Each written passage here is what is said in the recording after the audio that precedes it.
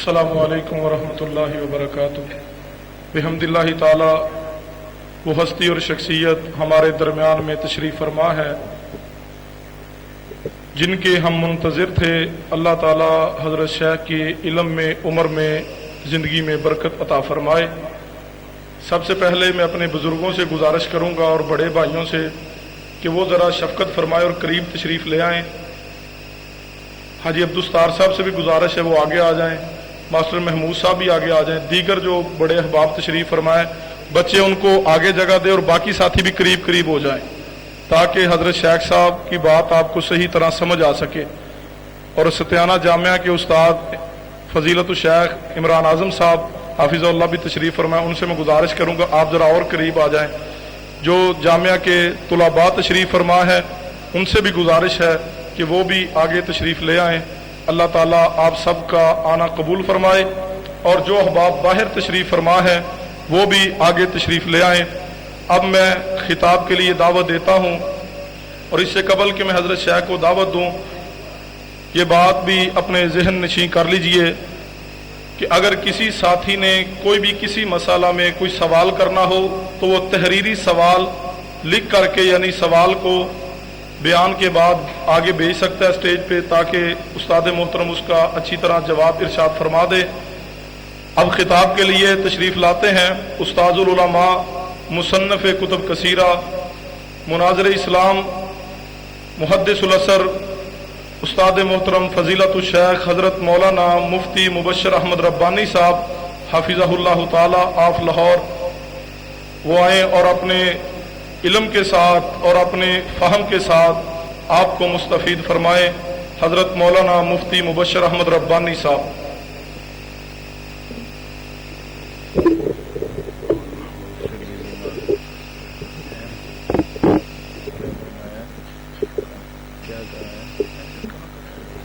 ٹھیک ہے ادھر آیا، ٹھیک، چلو ٹھیک ہے، بیٹھ جائیں۔ السلام علیکم ورحمۃ اللہ وبرکاتہ۔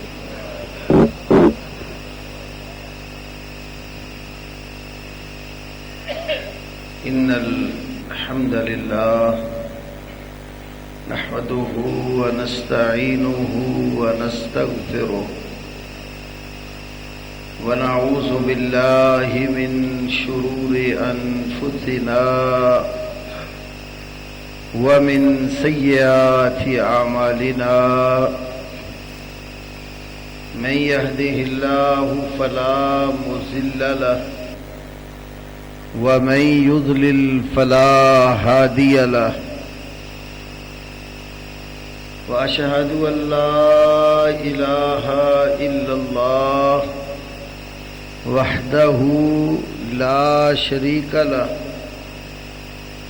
وأشهد أن محمدا عبده ورسوله، أما بعد فأعوذ بالله السميع العليم من الشيطان الرجيم، من همزه ونفخه ونفثه، بسم الله الرحمن الرحيم،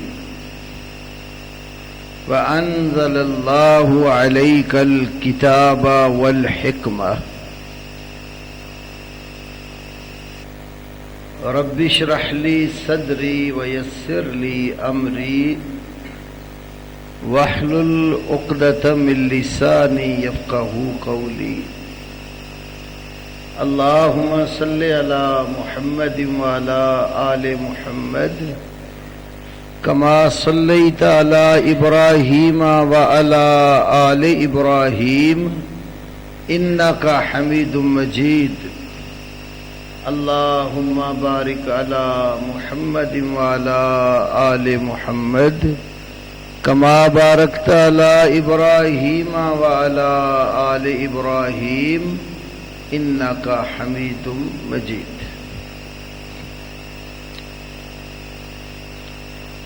اللہ رب العالمین نے دین اسلام کی تکمیل ہمارے آخری نبی سید الاولین والآخرین امام الانبیاء والمرسلین حضرت محمد کریم صلی اللہ علیہ وسلم پر فرمائی۔ آپ اللہ کے آخری پیغمبر ہیں، آپ کی امت سب سے آخری امت ہے، آپ کا لایا ہوا دین سب سے آخری دین ہے، آپ کے بعد نہ کوئی اللہ کی طرف سے نیا پیغمبر اور دین لانے والا کوئی آئے گا، نہ ہی آپ کے دین کے بعد کوئی اور دین ہے، نہ ہی اس امت کے بعد کوئی اور امت ہے۔ اللہ نے سورۃ المائدہ میں فرمایا الیوم اکملت لکم دینکم واتممت علیکم نعمتی ورضیت لکم الاسلام دینا۔ آج کے دن میں نے تمہارے لیے تمہارا دین مکمل کر دیا اور اپنی نعمت تمہارے اوپر پوری کر دی اور دین اسلام تمہارے لیے پسند کر لیا۔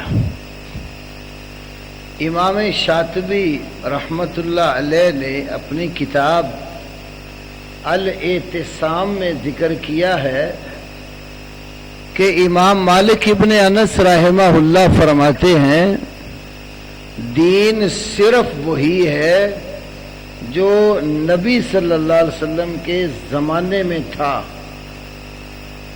جو چیز رسول اللہ صلی اللہ علیہ وسلم کے زمانے میں دین نہیں تھی وہ آج بھی دین نہیں ہے،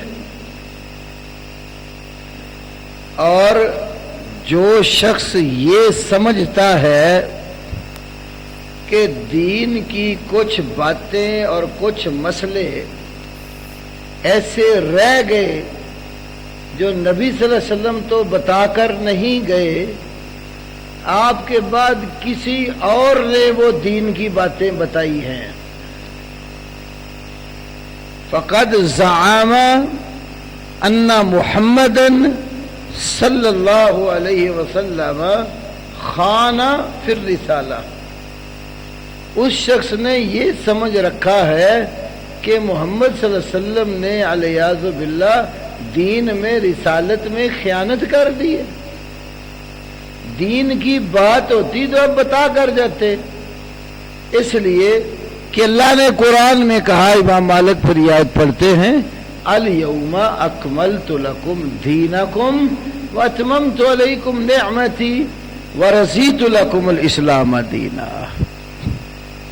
جب دین مکمل ہو گیا تو اب کوئی نہیں کہہ سکتا کہ آپ کے زمانے میں فلانی چیز تو دین میں نہیں تھی، وہ بعد میں کسی عالم نے، کسی مفتی نے، کسی مجتہد نے، کسی فقیہ نے، کسی محدث نے، کسی خطیب نے، کسی مفسر نے آ کر وہ چیز دین کی بتائی ہے، پہلے وہ دین نہیں تھی۔ ایسا بندہ رسول اللہ صلی اللہ علیہ وسلم کو خائن سمجھتا ہے۔ تو اللہ نے آپ پر دین مکمل کیا اور دین بذریعہ وہی آپ پر نازل کیا گیا۔ پہلا پارہ جب آپ پڑھتے ہیں نا سورۃ البقرہ، آپ وہاں پر متقین اور پرہیزگار لوگوں کی کچھ صفتیں بھی پڑھتے ہیں۔ ھدی للمتقین الذین یؤمنون بالغیب ویقیمون الصلاة ومما رزقناہم ينفقون۔ آگے کیا ہے؟ والذین یؤمنون بما انزل الیک وما انزل من، یہاں دیکھیں دو باتیں کہی ہیں۔ مومن وہ ہے جو اس پر ایمان لایا جو آپ کی طرف نازل کیا گیا، اور اس پر بھی جو آپ سے پہلے نازل کیا گیا.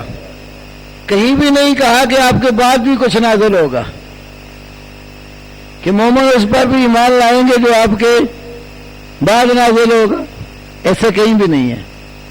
قرآن نے یہ ذکر کیا کہ جو آپ پر اتارا گیا، اللہ نے آپ کی طرف بھیجا، اس پر اور جو آپ سے پہلے نبیوں رسولوں کو اللہ نے پیغام دیا، دعوت دی، وحی دی، اس پر ایمان لائے. قرآن کے انداز سے معلوم ہوتا ہے کہ آپ کے بعد نازل ہونے والی کوئی شے نہیں ہے. تو آپ پر کیا نازل ہوا؟ صرف قرآن نازل ہوا یا قرآن کے علاوہ بھی اللہ نے کچھ نازل کیا ہے؟ کچھ لوگ ہیں وہ کہتے ہیں کہ صرف قرآن پاک، اس کے سوا کچھ نہیں. سورۃ النساء کی آیت میں نے آپ کے سامنے شروع میں پڑھی. اللہ نے فرمایا کہ وَأَنزَلَ اللَّهُ عَلَيْكَ، اور اللہ نے تجھ پر نازل کیا. کسے؟ الکتاب والحکمت، کتاب اور حکمت. کتاب اور حکمت کتنی چیزیں ہوئی؟ ایک کے دو. کتاب اور حکمت اللہ نے آپ پر نازل کی. کچھ لوگ کہہ دیتے ہیں یہ جو اور کا لفظ ہے بیچ میں، یہ کتاب کی تفسیر کے لیے آیا ہے. کتاب یعنی حکمت، یہ کوئی الگ شے نہیں ہے.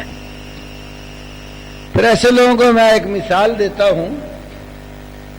مولانا عامر رضا خان صاحب نے کتاب لکھی وصایا شریف، جس میں انہوں نے اپنا وصیت نامہ لکھوایا ہے.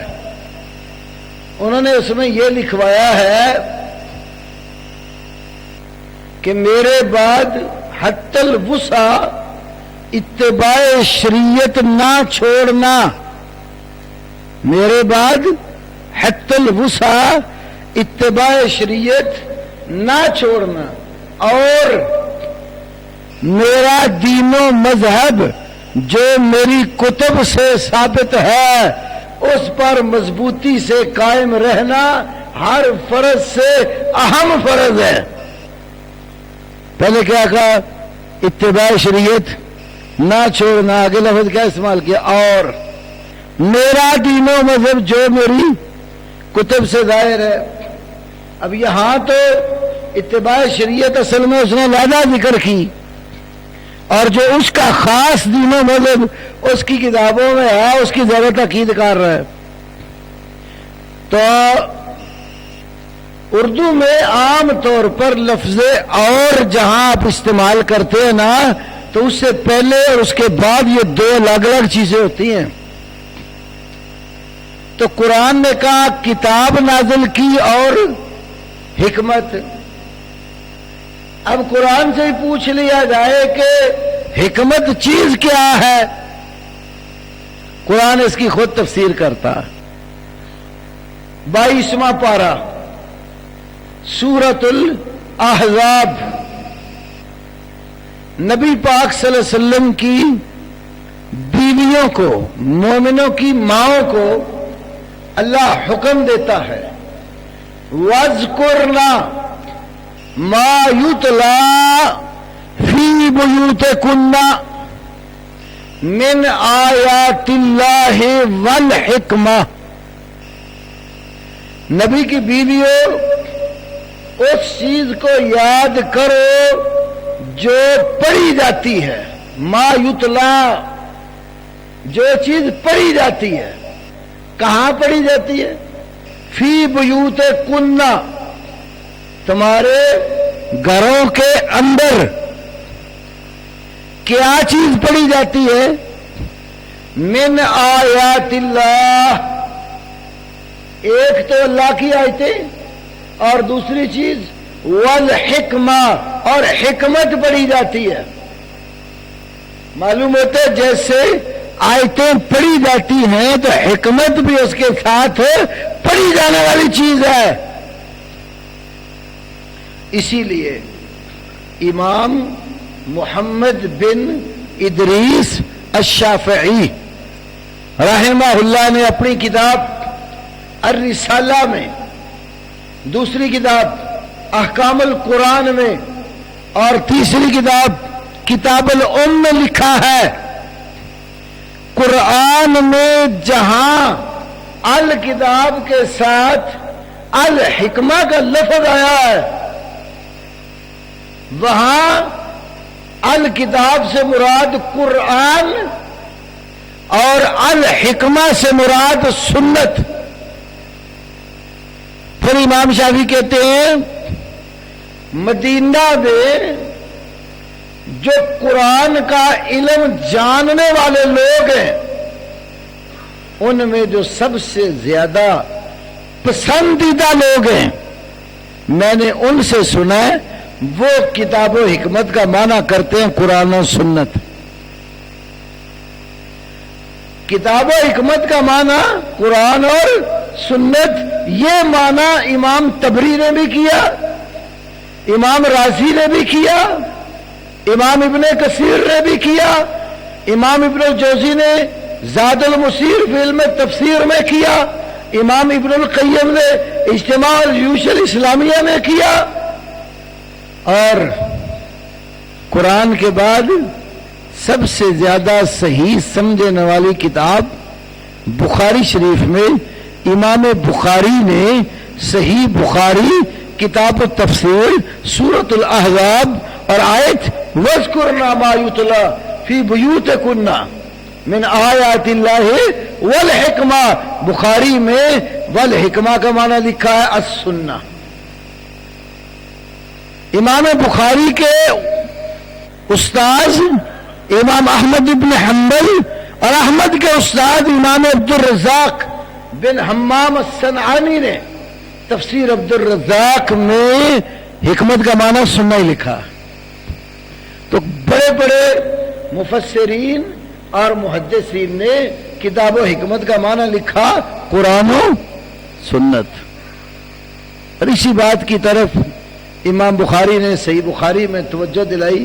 پوری ایک کتاب کا نام صحیح بخاری میں کتاب الاعتصام بالکتاب والسنہ، کتاب اور سنت کو مضبوطی سے تھامنے کا تذکرہ. تو کتاب و حکمت کا معنی کیا ہوا؟ قرآن اور سنت. تو اللہ کہتے ہیں وَأَنزَلَ اللَّهُ عَلَيْكَ الْكِتَابَ وَالْحِكْمَةَ، اللہ نے نبی پر کتاب و حکمت یعنی قرآن اور سنت کو نازل کیا ہے. تو دین وہی ہے جو رسول اللہ پر نازل ہوا، اور حق بھی وہی ہے جو اللہ کے نبی پر اترا ہے. نبی صلی اللہ علیہ وسلم پر نازل کردہ دین سے ہٹ کر اس کے مد مقابل کوئی بھی چیز ہو وہ حق نہیں ہو سکتی. آئیے قرآن دیکھتے ہیں. سورہ محمد صلی اللہ علیہ وسلم، سورہ محمد، اللہ کہتے ہیں الذین کفروا وصدوا عن سبیل اللہ، وہ لوگ جنہوں نے کفر کیا اور اللہ کی راہ سے روکا. اضل اعمالہم، اللہ نے ان کے عمل بیکار کر دیے، غارت کر دیے. والذین آمنوا وعملوا الصالحات، اور وہ لوگ جو ایمان لائے اور انہوں نے اچھے عمل کیے. وآمنوا بما نزل علی محمد، اور ایمان لائے اس پر جو محمد پر نازل کیا گیا. وَهُوَ الْحَقُّ مِن رَبِّهِمْ، وہ ہی حق ہے ان کے رب کی طرف سے. جو کچھ محمد پر اتارا گیا اللہ کہتا ہے وہ ہی حق ہے. مدارس کے طلباء اور کچھ اساتذہ اور مشائخ موجود ہیں، یہ وَهُوَ الْحَقُّ، یہ ہوا جو ضمیر منفصل علیحدہ ذکر کی ہے اور اگلا لفظ الحق کو الف لام کے ساتھ ذکر کیا ہے، یہاں اس کو علماء کہتے ہیں یہ حصر کا معنی دیتا ہے، مفہوم کو ایک خاص پیرائے میں بند کر دیتا ہے کہ حق ہے تو وہی ہے جو محمد صلی اللہ علیہ وسلم پر اترا، اس کے سوا کوئی حق نہیں۔ اور قرآن کہتے ہیں فَمَاذَا بَعْدَ الْحَقِّ إِلَّا الضَّلَالُ، حق کے بعد ساری گمراہی ہے۔ تو حق کیا ہے؟ بِمَا نُزِّلَ عَلَى محمد، محمد صلی اللہ علیہ وسلم پر جو اتارا گیا، اور وہ قرآن نے بتا دیا کیا اتارا ہے، کتاب و حکمت، قرآن و سنت۔ تو معلوم ہے قرآن اور سنت حق ہے اور اس کے خلاف جو کچھ ہے وہ باطل ہے۔ رسول اللہ صلی اللہ علیہ وسلم کی دو حدیثیں میں عرض کرتا ہوں۔ سنن ابی داود، مستدرک حاکم، خطیب بغدادی رحمہ اللہ کی اصول حدیث کی کتابوں میں سے الجامع، امام ابن عبد البر کی جامع بیان العلم فضلہ، اور بے شمار کتابوں میں حدیث ہے۔ نبی پاک صلی اللہ علیہ وسلم جب بولتے تھے نا تو عبداللہ بن عمر بن العاص رضی اللہ عنہ آپ کی باتیں سن کر لکھ لیتے تھے۔ قریش کے لوگوں نے انہیں منع کیا کہ نہ لکھا کرو، وجہ کہنے لگے محمد بشر یتکلم فی الرضا والغضب، محمد صلی اللہ علیہ وسلم تو انسان ہے، خوشی میں بھی بولتے ہیں اور غصے میں بھی بولتے ہیں۔ آپ خوشی میں بھی بات کرتے ہیں اور غضب میں بھی بولتے ہیں، تو تم ہر ایک بات لکھ لیتے ہو۔ وجہ کیا بیان کی؟ آپ کیا ہیں؟ اور قریش کے لوگ آپ کو کیا مانتے تھے؟ آپ ہی مانتے ہیں کہ نہیں؟ کہ یہی سمجھتے اللہ ہی جانے کون بشر ہے، اور اب تو جو اللہ ہی جانے کون بشر کہنے والے تھے وہ بھی مان چکے۔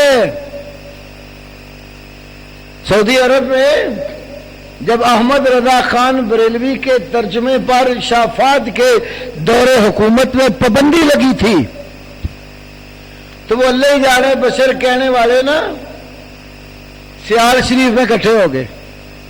خواجہ قمر الدین سیالوی، عبید الدین سیالوی بڑے مشہور پیر ہیں، تو اپنے پیر کے آستانے پہ اکٹھے ہو گئے اور مل کر ایک خط لکھا شافاد کو۔ وہ خط پیر کرم شاہ صاحب بھیرے والے، ان کا رسالہ نامہ نکلتے ضیاء حرم، جنوری 1983 کا شمارہ ضیاء حرم، اور دوسرا رسالہ مولوی ابو داؤد محمد صادق کا گجرانوالہ کا رضائے مصطفیٰ، اس کا فروری 1983 کا شمارہ۔ اگر یہ شمارے نہ ملے تو ضیاء القرآن پبلیکیشن والوں نے احمد رضا خان کے حالات زندگی پر جو کتاب چھاپی ہے انوار رضا، اس میں بھی ہے۔ شافات کو خط لکھا کہ آپ کو ہمارے بارے میں جو باتیں بتائی گئی اور ترجمے پر پابندی لگوائی گئی وہ درست نہیں ہے۔ پھر وضاحت کی، ان وضاحتوں میں ایک یہ وضاحت تھی کہ لوگوں نے آپ کو بتایا کہ ہمارے بزرگ احمد رضا خان اور نعیم الدین مراد آبادی، جس کی اس کے ترجمے کے ساتھ تفسیر ہے، یہ دونوں انبیاء رسل کی بشریت کے منکر ہیں۔ انہوں نے لکھا ہمارے بزرگ انبیاء رسل علیہ السلام کی بشریت کا انکار کیسے کر سکتے ہیں جبکہ قرآن کریم گواہی دیتا اور صراحتاً بیان کرتا ہے کہ انبیاء رسل بشر ہیں۔ پھر آگے لکھا ہمارے ان بزرگوں کے نزدیک انبیاء رسل کی بشریت کا منکر دائرہ اسلام سے خارج۔ آپ نے شاید سنا ایک دیہات ہے ساکھی، گجرانوالہ کے علاقے میں، پورا دیہات کوئی بندہ اہل حدیث نہیں تھا وہاں. وہ وہاں سے کچھ لوگ گجرانوالا شہر کام کرنے آتے تھے. کچھ 2-3 بندے گجرانوالا میں الحمدللہ حدیث بہت ہے، مسجدیں بھی ہیں، مدرسے بھی ہیں، وہاں حدیث ہو گئے. جب وہ اپنے گاؤں میں گئے تو اختلاف پڑ گیا. گاؤں کے جو چودھری قسم کے لوگ تھے انہوں نے ان کو بلایا. انہوں نے کہا بھائی ہمارا سارا گاؤں متفق تھا اور تم بیچ میں کیا مسئلہ نیا مذہب لے کر آ گئے ہو؟ تو انہوں نے کہا بھائی جو ہم لے کر آئے ہیں نا ہمیں سمجھ آئی ہے کہ حق یہی ہے. تو چودھری کہا نے پھر یوں کرتے ہیں کہ ہم اپنے علماء بلاتے ہیں اور آپ بھی بلا لیں تو مناظرہ کر لیں.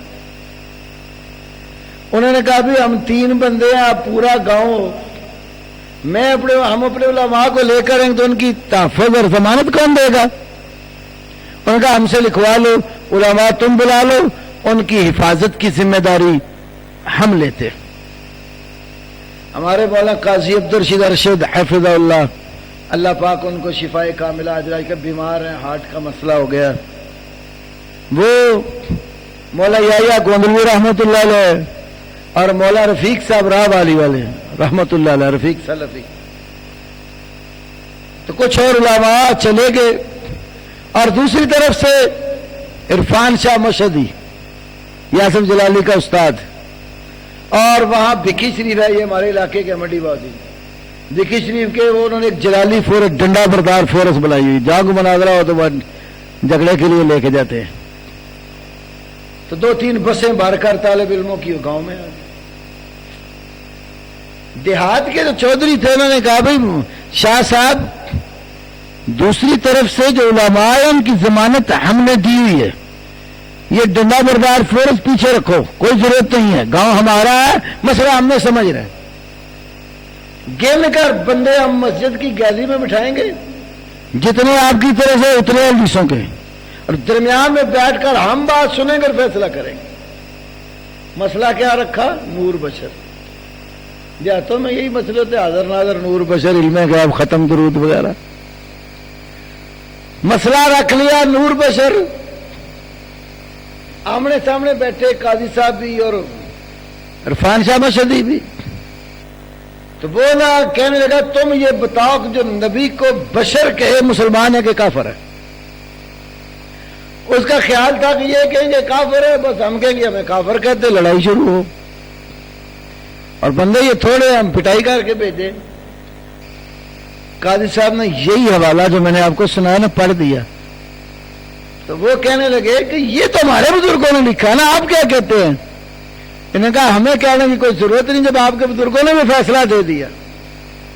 تو مولا رفیق صاحب سلفی رحمہ اللہ صدر مناظر سے کھڑے ہو کہہ رہے کیسے بیٹھ جاؤ، یہ پنڈا دے لوکی نے گل سمجھانی. کہنے لگے بھائی پنڈ والے فیصلہ بڑا سانیل ہو جانا، تسی چودھری ہو تو تہاڈے کے میں گل رکھنا. عرفان شاہ صاحب سید نے نا، آل رسول نے، دعویٰ ہونا کہ نبی پاک دی اولاد نے، تے انہاں نوں ویکھ کے فیصلہ کر لینے جے نور ہوئے تے نبی پاک بھی نور ہون گے، تو جے نور نہیں ہے بشر رہے سانو اج انہاں کہ دس دین کہ انہاں دی جون کتھوں بدلی ہے. اتنی بات ہے وہ جھگڑے پہ نا کہ یہ تو سادہ سا مسئلہ ہے. جو کہتے ہیں میں نبی کی اولاد ہوں، سید ہوں، آل رسول ہوں، تو اس کو دیکھ کے فیصلہ ہو جاتا ہے وہ جس نسل سے وہ ہے، اگر یہ بشر ہے تو بڑے بھی، اور اگر یہ نور ہے تو ان کو بھی نور مان لیتے. وہ جھگڑے پہ آگے چودھری نے ہمارے علماء کو مسجد گیلری سے نیچے اتارا، ان کو اندر بند کر لے، پھر خوب ماشاءاللہ ان کی سروس کر کے بھیجا. بہرحال میں یہ کہہ رہا قریشیوں نے کیا کہا؟ محمد بشر یتکلم فی الرضا والغضب. محمد صلی اللہ علیہ وسلم انسان ہیں، خوشی میں بھی بولتے ہیں اور غصے میں بھی بولتے ہیں. مت لکھا کرو، لکھنے سے منع کر دیا. آئے اللہ کے نبی کے پاس عبداللہ بن عمر رضی اللہ عنہ، کیا کہا؟ یا رسول اللہ میں آپ کی ہر بات سن کے لکھتا تھا، قریشیوں نے مجھے منع کر دیا یہ کہہ کر. فرمایا اکتب یا عبداللہ، فوالذی نفس محمد بیدہ ما یخرج منہ الا حق. اے عبداللہ لکھا کر، اس ذات کی قسم ہے جس کے ہاتھ میں محمد کی جان ہے، جو بھی تمہیں دین کی بات کہتا ہوں میری زبان سے حق کے سوا کچھ نکلتا ہی نہیں ہے. پیغمبر جو بولتا ہے حق بولتا ہے اور وہی سے بولتا ہے. وما ينطق عن الهوى ان هو الا وحی یوحى. دین کا کوئی مسئلہ پیغمبر اپنی خواہش سے نہیں کہتا. جو مسئلہ بھی پیغمبر نے دین کا بتایا ہے وہ اللہ کی وحی سے اللہ نے بلائے، اس بلانے کے اوپر پیغمبر بولا ہے اور حق بولا ہے، وہی بولا ہے. بھائی کہہ رہے تھے ہمارے امام کون ہے؟ کون ہے؟ کسی کو نہیں پتا آپ کا امام کوئی ہے؟ تہاڈا کوئی امام نہیں. اور مولوی افتخار ہوندا سی فیصل آباد دا، کوڑا جنوں کہندے سی، وہ کہندا ہونا سی میں یضلل فلن تجد له ولی مرشدا. گمراہ بندے نہ کوئی ولی ہوندا نہ کوئی مرشد ہوندا. تہاڈا کوئی مرشد نہیں. محمد الرسول اللہ صلی اللہ. آپ کا امام کون ہے؟ محمد الرسول اللہ صلی اللہ علیہ وسلم. مجھے ایک لطیفہ یاد ہے، ہمارے مولا عبداللہ نثار صاحب حافظ اللہ، ایک میں نے تقریر ان کی سنی، کہنے لگا مجھے ایک بندہ کہتا ہے مولوی صاحب تسی کہڑے امام نو مانتے ہو؟ اور کہنے لگے میں آپ امام ہاں، میں تیرے جے مقتدی لبدا پھرنا. بھئی ہمارے امام ایک ہی ہیں. وہ کون ہے؟ باقی جو امام ہے کوئی کسی فن میں امام ہے، کوئی کسی فن میں امام ہے، کوئی حدیث پڑھنے پڑھانے میں امام ہے، کوئی تفسیر پڑھنے پڑھانے میں امام ہے، کوئی صرف نحو میں امام ہے، کوئی فلسفہ منطق میں امام ہے، کوئی کسی شعبے کسی فن کا امام ہے، اور دین پورے کے امام محمد الرسول اللہ. تو ہمارے امام کی زبان سے جو نکلتا وہ کیا ہوتا ہے؟ حق. جبکہ جتنے باقی امام آئے ہیں ان کی زبانوں سے حق بھی نکلا ہے، ان کی زبانوں سے غلطیاں بھی ہوئی ہیں. تو جو مجتہدین ہے، نیک نیت مجتہد اگر کوئی مسئلے کا استنباط کرتا ہے غلطی ہو بھی جائے تو اس کی غلطی معاف ہوتی ہے، ایک اجر پھر بھی ملتا ہے. یہ بخاری کی حدیث ہے. اب دیکھو امام ابو حنیفہ رحمۃ اللہ علیہ، امام یحییٰ بن معین رحمہ اللہ اپنی تاریخ میں لائے. ان کے مشہور شاگردوں میں اللہ اکبر قاضی ابو یوسف، امام محمد اور ایک اور امام ہے. ہاں وہ کہہ تو دیا قاضی ابو یوسف اور امام محمد یہ صاحبین ہیں، فقہ حنفی کے صاحبین ہیں. تیسرے ظفر بن حذیل. قدوری پڑھی آپ میں؟ کوئی بچے ہیں جنہوں نے پڑھی ہے؟ ستیانہ بنگلہ والوں کوئی طالب علم ہے جنہوں نے قدوری شریف پڑھی ہو؟ قدوری شریف جو فقہ حنفی کی کتاب ہے، اس چھوٹی سی کتاب پہ ان شاگردوں کے امام ابو حنیفہ کے آپس جو اختلافی مسائل ہیں ٹوٹل 286 ہیں.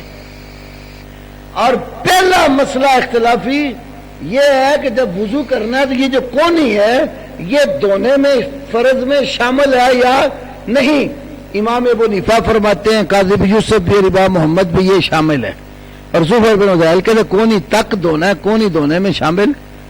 تو یہ مثال دے رہے ہیں، ظفر بن حذیل ان کے شاگرد ہیں.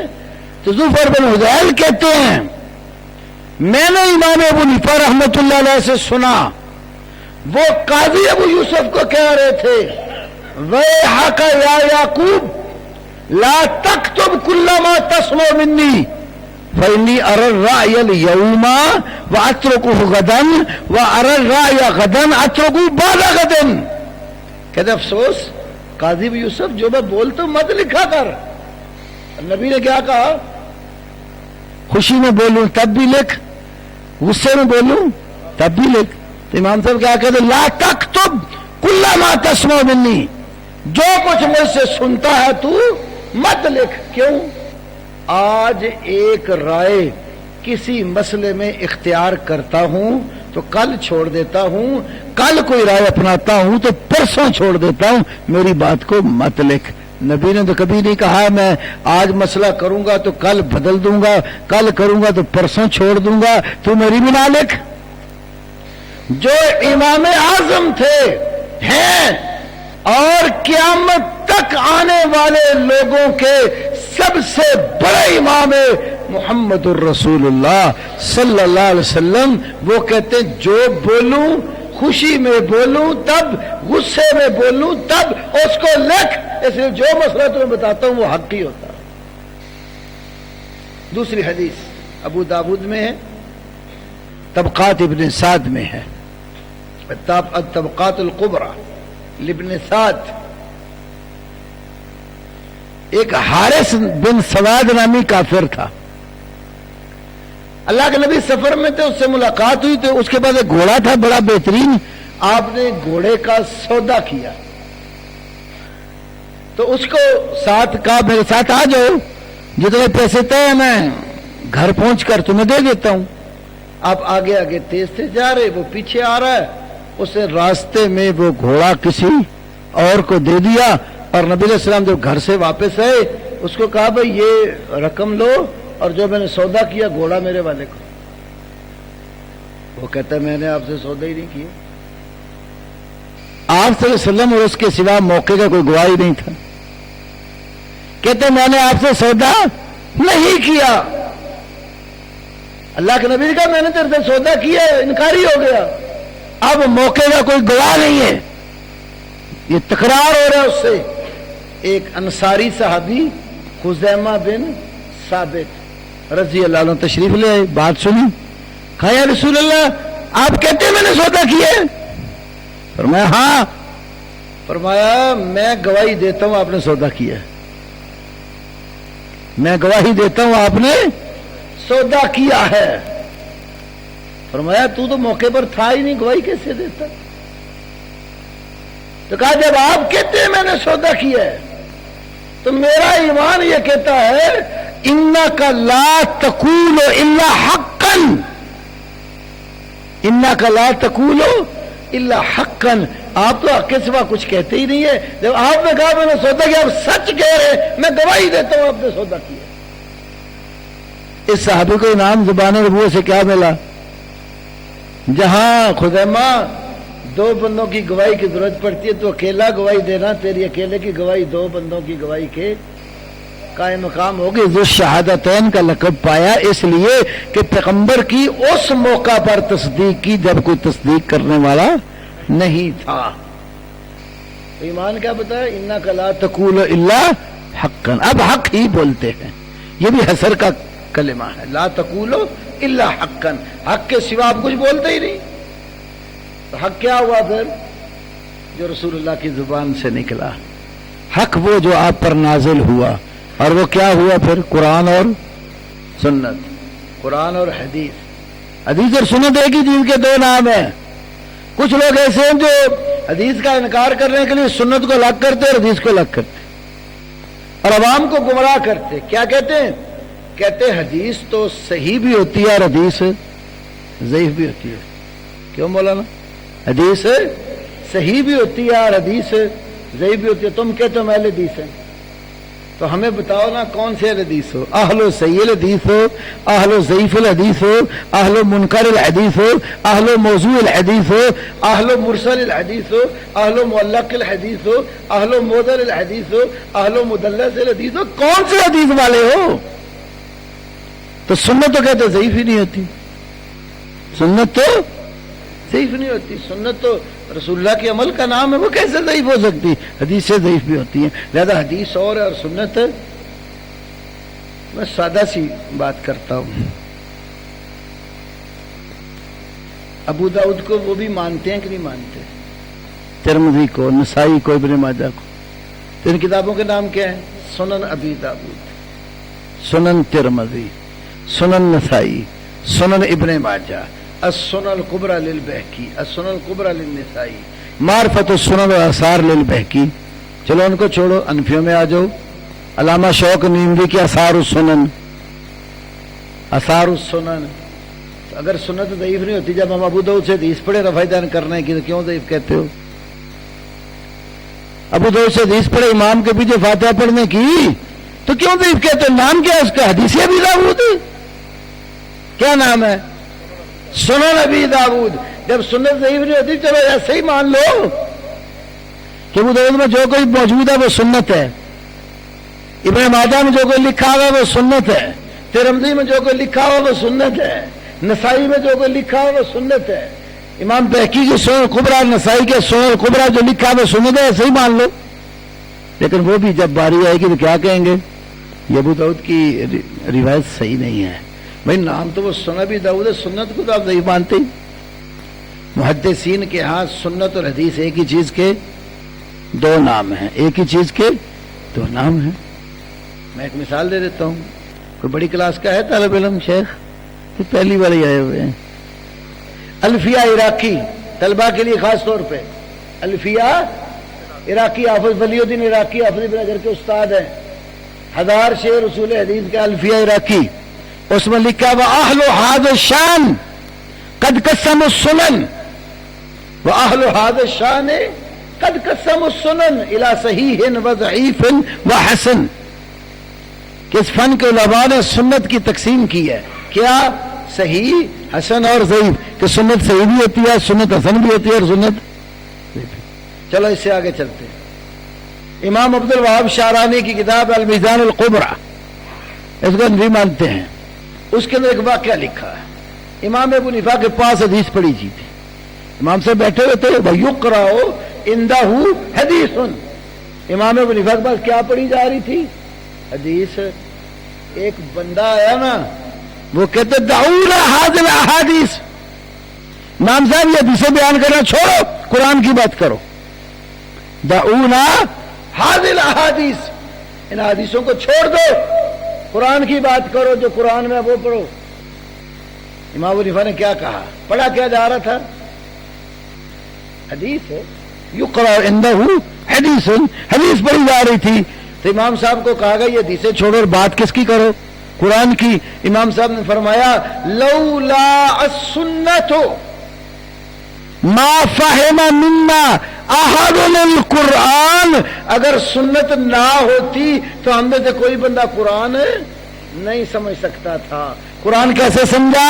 سنت سے۔ تو کس کو سنت کا؟ جو پڑھا جا رہا تھا حدیث۔ پھر امام صاحب نے کہا اچھا یہ بتا، بندر حلال ہے کہ حرام ہے؟ بندر حلال ہے کہ؟ انہوں نے کہا پڑھ قرآن کہاں لکھا ہوا حلال ہے کہ حرام ہے؟ حافظ عبد القادر روپڑی رحمت اللہ علیہ کا نام تو بزرگ تو ہمارے سارے جانتے ہوں گے۔ حافظ عبد القادر روپڑی ایک دفعہ منڈی بادین میں آئے، حدیث کے والے سے بات کر رہے، کہتے میرے ساتھ ایک منکر حدیث بات کرنے لگ گیا کہ حافظ صرف قرآن کی بات کرو، حدیث کی بات نہ کرو۔ کہنے لگے میں نے کہا تیرے باپ کا نکاح ہوا تھا؟ روپڑی صاحب فرماتے میں نے کہا تیرے باپ کا نکاح ہوا تھا؟ کہنے لگا ہاں۔ تو فرمایا کہ کیسے ہوا تھا؟ نکاح کا طریقہ پڑھ قرآن سے، کوئی ایک آیت پر جس میں لکھا نکاح ایسے کرتے ہیں، اور اگر قرآن میں نکاح کا طریقہ نہیں لکھا اور باپ تیرے کا نکاح ہوا ہے تو کس روح سے ہوا؟ قرآن کی روح سے تو ہوا ہی نہیں، قرآن میں طریقہ ہی نہیں، حدیث اور سنت کی روح سے ہوا۔ جب وہ صحیح نہیں ہے پہلے اپنے حلال والے ہونے کی فکر کر، پھر میرے سے بات کرنا۔ تو سنت قرآن پاک کی، حدیث قرآن کی کیا کرتی ہے؟ تشریح کرتی ہے، عمل متعین کرتی ہے۔ جتنے منکرین یہ سنت کو پیچھے، حدیث کو پیچھے اس لیے ہٹاتے ہیں تاکہ بد عملی کے راستے کھلیں، پھر قرآن کی جو مرضی تفسیر کرتے پھرے۔ بھائی اگر خالی قرآن ہی تھا تو اللہ نے نبی کیوں بھیجا؟ نبی کو معلم اور استاد بنا کے بھیجا نا۔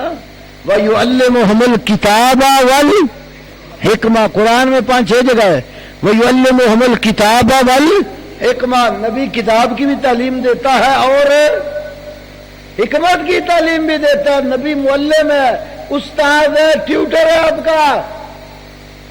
اسکول والے بچے جب اسکولوں میں جاتے ہیں، میتھ مثال کے طور پہ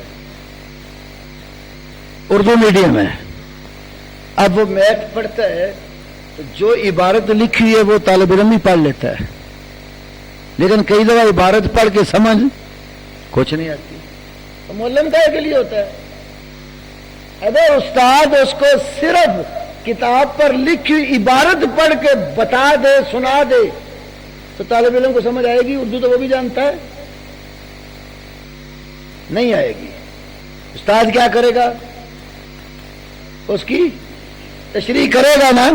تو طالب علم سیاح بنے ان کی طرح کا، وہ کہ ایک استاد یہ تو تہاڈیاں گلاں ہوئیاں نا، آ کتاب چ پڑھ کے دسو جی کوئی لکھا کی ہے، انہوں کو عقل مند بندہ منے گا۔ سیاح طالب علم ہوگا تو سمجھے گا کہ استاد جو لفظ بول رہا نا، اس کی شرح کے لیے مجھے اس کی ضرورت ہے۔ ٹیسٹ پیپر کیوں لے لیتا ہے؟ خلاصے کیوں لے لیتا ہے؟ وہ تو کتاب کا پورا متن نہیں ہوتے، ٹیکسٹ پورا نہیں ہوتا، وہ شرح ہوتی ہے دوسرے بندے کی، اس کو سمجھنے کے لیے اللہ نے نبی بھیجا۔ اگر نبی صرف قرآن پڑھ کر سنا دیتے تو عربی زبان تو ان کی بھی مادری تھی، عربی تو انہیں بھی آتی تھی، پر نبی کیوں بھیجا؟ کتاب دے دیتا اللہ، چلو پڑھو، تمہاری زبان عربی میں آ گئی ہے، کسی چیز کی ضرورت نہیں۔ اللہ نے صاحب نبی دیا ہے۔ نبی صرف قرآن کی تلاوت نہیں کرتا کہ یتلو علیہم آیاتہ ویزکیہم، آگے کیا وَيُعَلِّمُهُمُ الْكِتَابَ وَالْحِکْمَةَ، تلاوت علیحدہ ذکر کی ہے اور تعلیم علیحدہ ذکر کی ہے۔ پیغمبر تعلیم دیتا ہے، پیغمبر سکھاتا ہے، پیغمبر قرآن کی آیات کا معنی مفہوم معین کر کے عمل کی راہ دیتا ہے۔ تو اگر کوئی یہ پیغمبر کا ٹیکس نہیں مانتا تو وہ حدیث کا کیا کرتا ہے؟ انکار کرتا ہے۔ اور انکار جو حدیث کا ہے نا، یہ فرعون اور اس کے ماننے والے لوگوں کا ہے۔ قرآن سے بتاتا ہوں، سورہ طٰہٰ، موسیٰ علیہ السلام کو اللہ رب العالمین نے ان کا واقعہ ذکر کرتے فرمایا هل اتاک حدیث موسیٰ، هل اتاک حدیث موسیٰ، کیا تیرے پاس موسیٰ کی حدیث آئی ہے؟ کیا لفظ بولا ہے قرآن نے؟ حدیث۔ هل اتاک حدیث موسیٰ، مطلب سے حدیث کا ترجمہ نہیں کر رہا، وہی جو قرآن میں ہے۔ هل اتاک حدیث موسیٰ، کیا تیرے پاس موسیٰ کی حدیث آئی ہے؟ کون سی حدیث؟ اذ رأى نارا، جب انہوں نے کیا دیکھی؟ آگ۔ فقال لأہلہ، اہلیہ سے کہا امکثوا، ٹھہر جاؤ، انی آنست نارا، میں نے آگ پر اطلاع پائی ہے، لعلی آتیکم منہا بقبس او اجد للنار ہدی، ہو سکتا ہے میں تمہارے پاس آگ کی کوئی چنگاری لے آؤں یا جہاں آگ جل رہی ہے کوئی رہنمائی پاؤں۔ آگ لینے گئے، فلما اتاہا نودی یا موسیٰ، جس جانب آگ کو دیکھا جب ادھر آئے نا تو نودی آواز دی گئی۔ یہ وہ آواز نہیں ہے جو کربلا کی ذکر دیتا ہے، آواز آندھی پتہ نہیں کتوں آندھی۔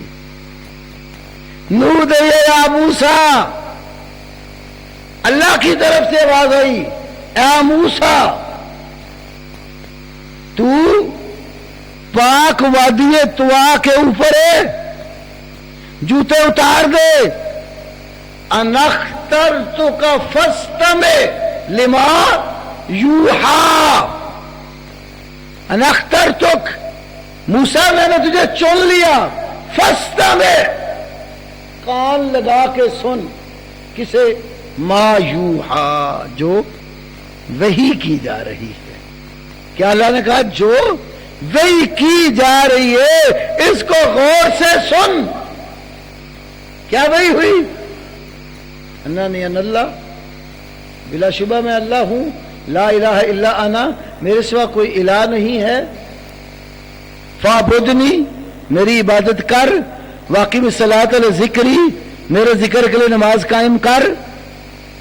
تو وہی میں اللہ نے کیا کیا؟ اپنا تعارف کروایا کہ میں اللہ ہوں، پھر بتایا میرے سوا کوئی معبود نہیں ہے، پھر مطلق عبادت کا حکم دے، میری عبادت کر، پھر عبادت کی اقسام میں سے خاص قسم صلاۃ، نماز، اس کے قائم کرنے کا حکم دیا، تو نماز کے قائم کرنے کی وجہ بتائی کہ ذکری، نماز میری یاد اور میرے ذکر کے لیے قائم کر.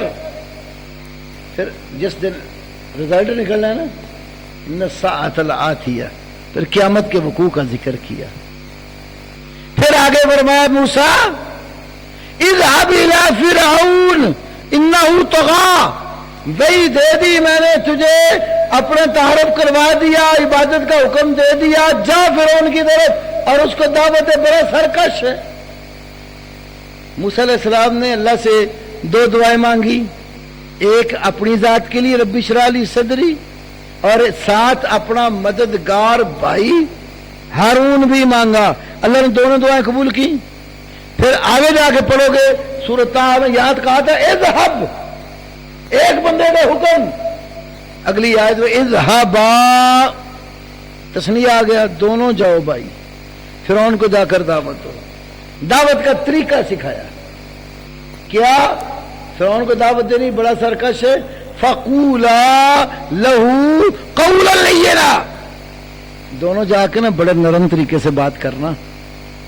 اکھڑ مزاج ہے نا، تو بعض اوقات اگلا بندہ سخت ہو تو دائی نرم ہوگا تو بات ہے کہ دونوں ہی گرم تارے فٹ ہو جائیں تو پھر کام خراب ہوتا ہے. فقولا لہو قولا لینا، نرم طریقے سے بات کر دی. پھر گئے دونوں بھائی، فرعون کو دعوت دیتے رہے، لمبا عرصہ دعوت دی.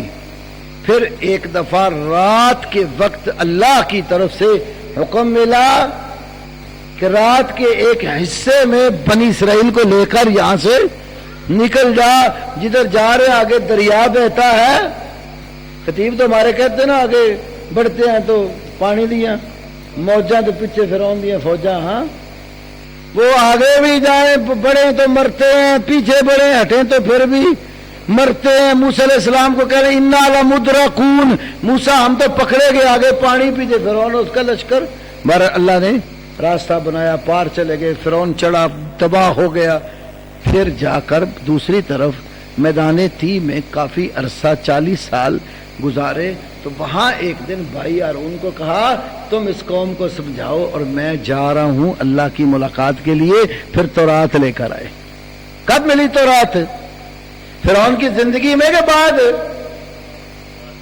بعد میں فرعون کا بیڑا غرق ہو گیا تو تورات اس کے بعد آئی. تو موسیٰ علیہ السلام کو ایک وہی وہ ملی جو تورات میں لکھی ہوئی تھی، اور ایک وہی وہ تھی جو انہوں نے اپنے کانوں سے سنی. فرعون کس وحی کا منکر ہو کر مرا؟ کتاب والی وحی کا یا حدیث موسیٰ کا؟ کیوں حضرات؟ حدیث موسیٰ کا منکر ہو کر فرعون مرا، تورات والی وحی تو آئی نہیں تھی. دوسری بات معلوم ہو گئی، ایک تو یہ معلوم ہو گئی کہ جو کتاب کے سوا پیغمبر کی وحی کا انکار کرے وہ فرعون ہے یا فرعون کے راستے پر چلنے والا ہے. دوسری بات معلوم ہوئی کہ پیغمبر پر کتاب کے سوا بھی اللہ وحی، تو ہمارے نبی پر بھی قرآن کے سوا بھی وحی آئی. وانزل اللہ علیک الکتاب والحکمہ.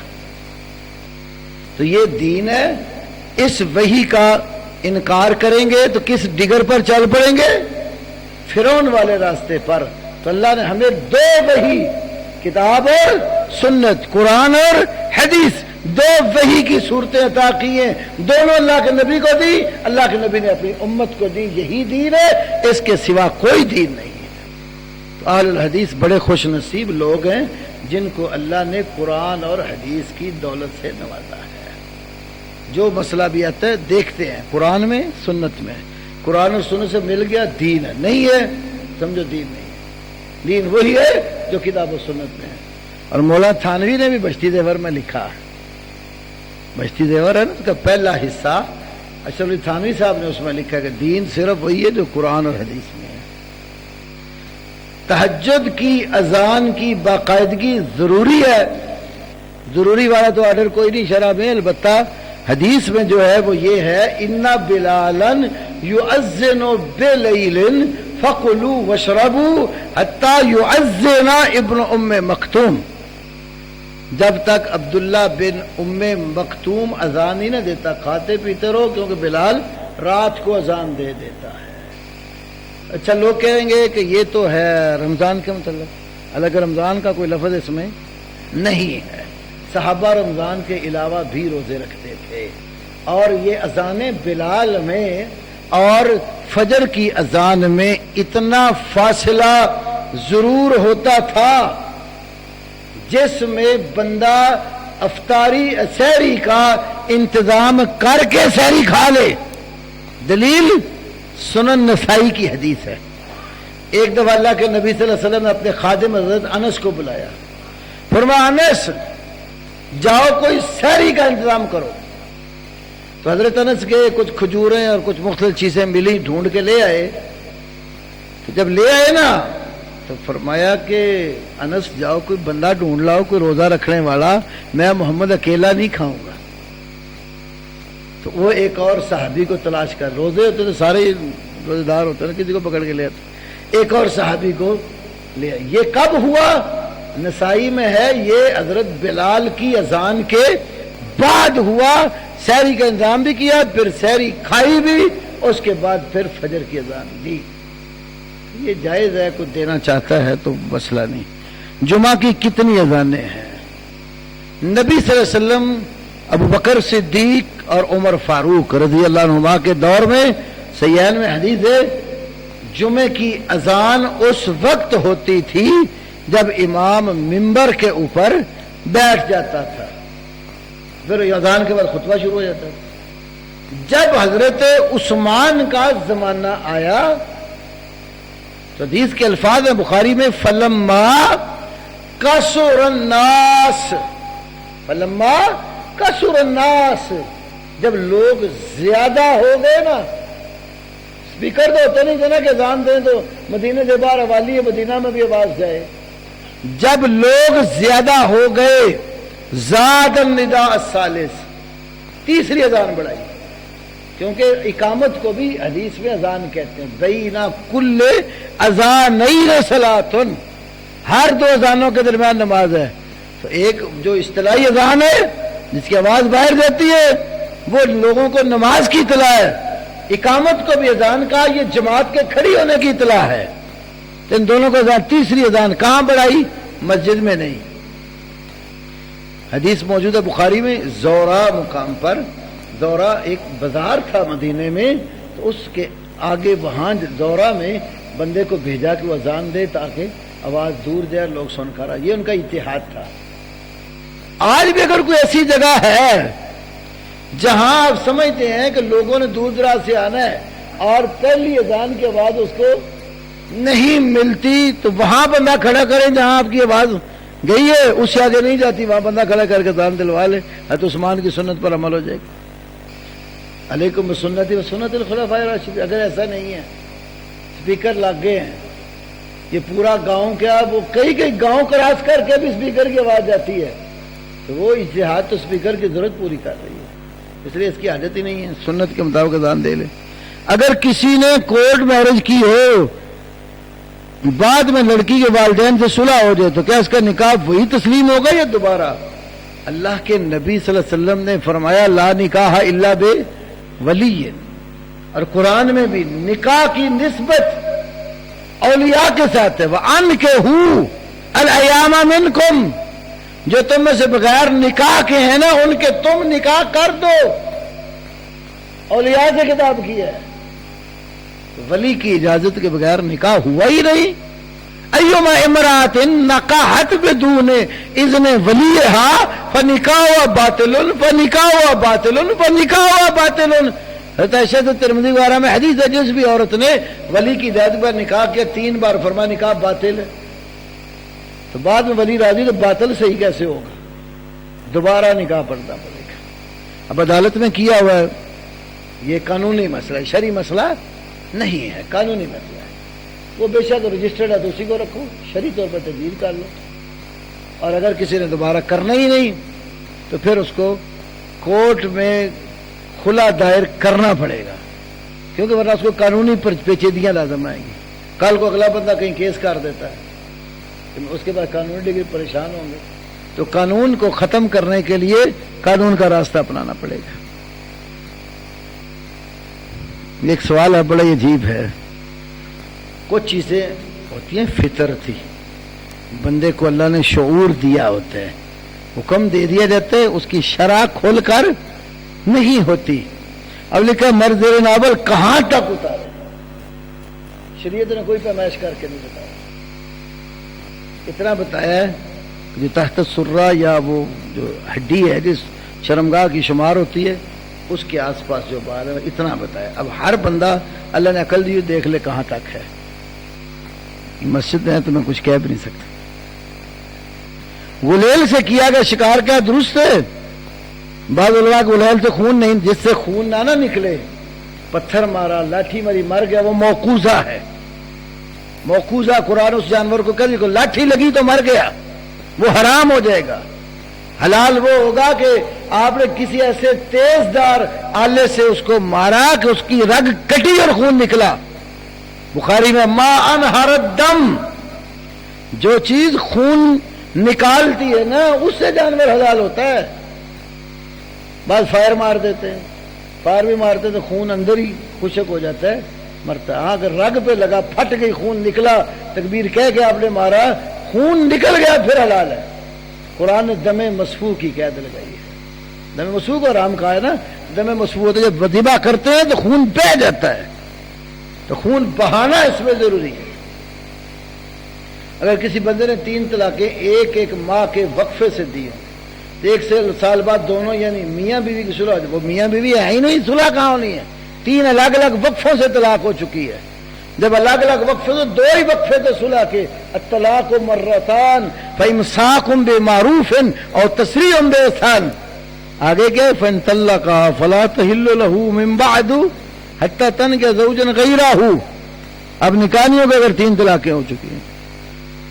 کچھ ایسے بھی اہل علم ہیں جس مسئلے میں اختلاف یہ کرتے ہیں کہ جب تک رجوع نہ کرے طلاق نہیں ہوتی، لیکن اس کی کوئی شرعی دلیل ہمیں معلوم نہیں ہے.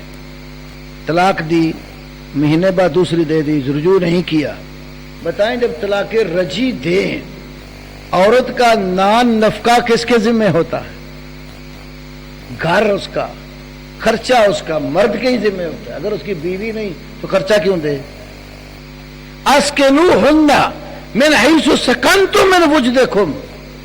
طلاق کے بعد بیوی کو وہیں رکھو جہاں تم خود رہتے ہو اپنی استطاعت کے مطابق. سورۃ طلاق میں ہے. تو اس کی بیوی ہوتی ہے تبھی تو اس کا خرچہ بھی، اس کی رہائش بھی مرد کے ذمہ ہوتی. اگر اسے رشتہ کٹ چکا ہو تو پھر اس کے مرد کے ذمہ خرچہ نہیں ہوتا. جب اس کی بیوی ہے تو پھر دوسری طلاق کیوں نہیں ہو سکتی؟ جو شے منہ سے نہ کاٹے اس کا ہم سے کوئی تعلق نہیں. یہ حوالے تو کچھ دیے ہوئے ہیں جہاں تک مجھے معلوم ہے. اس کے ایک تو روایت کی صحت مد نظر ہے، دوسری بات وہ ہم میں سے نہیں. کیا معنی؟ لیس منا، وہ ہم میں سے نہیں. یہ معنی نہیں ہے کہ وہ ہمارے دین و مذہب سے نکل گیا، کافر ہو گیا، ہم میں سے نہیں. یہ معنی نہیں ہے، کیونکہ اس پر سب علماء کا، محدثین کا اتفاق ہے کہ کبیرہ گناہ کا مرتکب گناہگار مسلمان ہوتا ہے، کافر نہیں ہوتا. صحیح بخاری کتاب الایمان بھری پڑی ہے اس بات. امام بخاری نے باب باندھا ہے کتاب الایمان میں، المعاصی من امور الجاہلیہ. بعض نسخوں میں المعاصی کلھا من امور الجاہلیہ لا یکفر صاحبها بارتکابها الا بالشرک. نافرمانی کے جتنے کام ہیں نا ان کے مرتکب کو کافر نہیں کہیں گے سوائے شرک کے. شرک کا مرتکب ہو تو خارج اسلام ہو جائے. اب پھر کیا مطلب ہوا اس کا؟ لیسا منا. اس کا معنی ہے لیسا علی طریقتنا، وہ ہمارے طریقے پر نہیں، ہماری سنت پر وہ نہیں چلا. کیا شکاری کتے کی خرید و فروخت اسلام میں جائز ہے یا نہیں؟ کتے کی خرید و فروخت کا شرعاً کوئی ثبوت نہیں ہے. ایک محکمہ وہ بھی ہے جنہوں نے کہا کہ کتوں کی خرید و فروخت درست ہے، ویڈیو بھی آئی ہے، اور اس نے اپنی فقہ کے مطابق صحیح کہا ہے. فتاوی عالمگیری میں لکھا ہے اذا ذبح قلبہ وباع لحمہ جازا، جب اپنے کتے کو ذبح کرے اور اس کا گوشت بیچے تو۔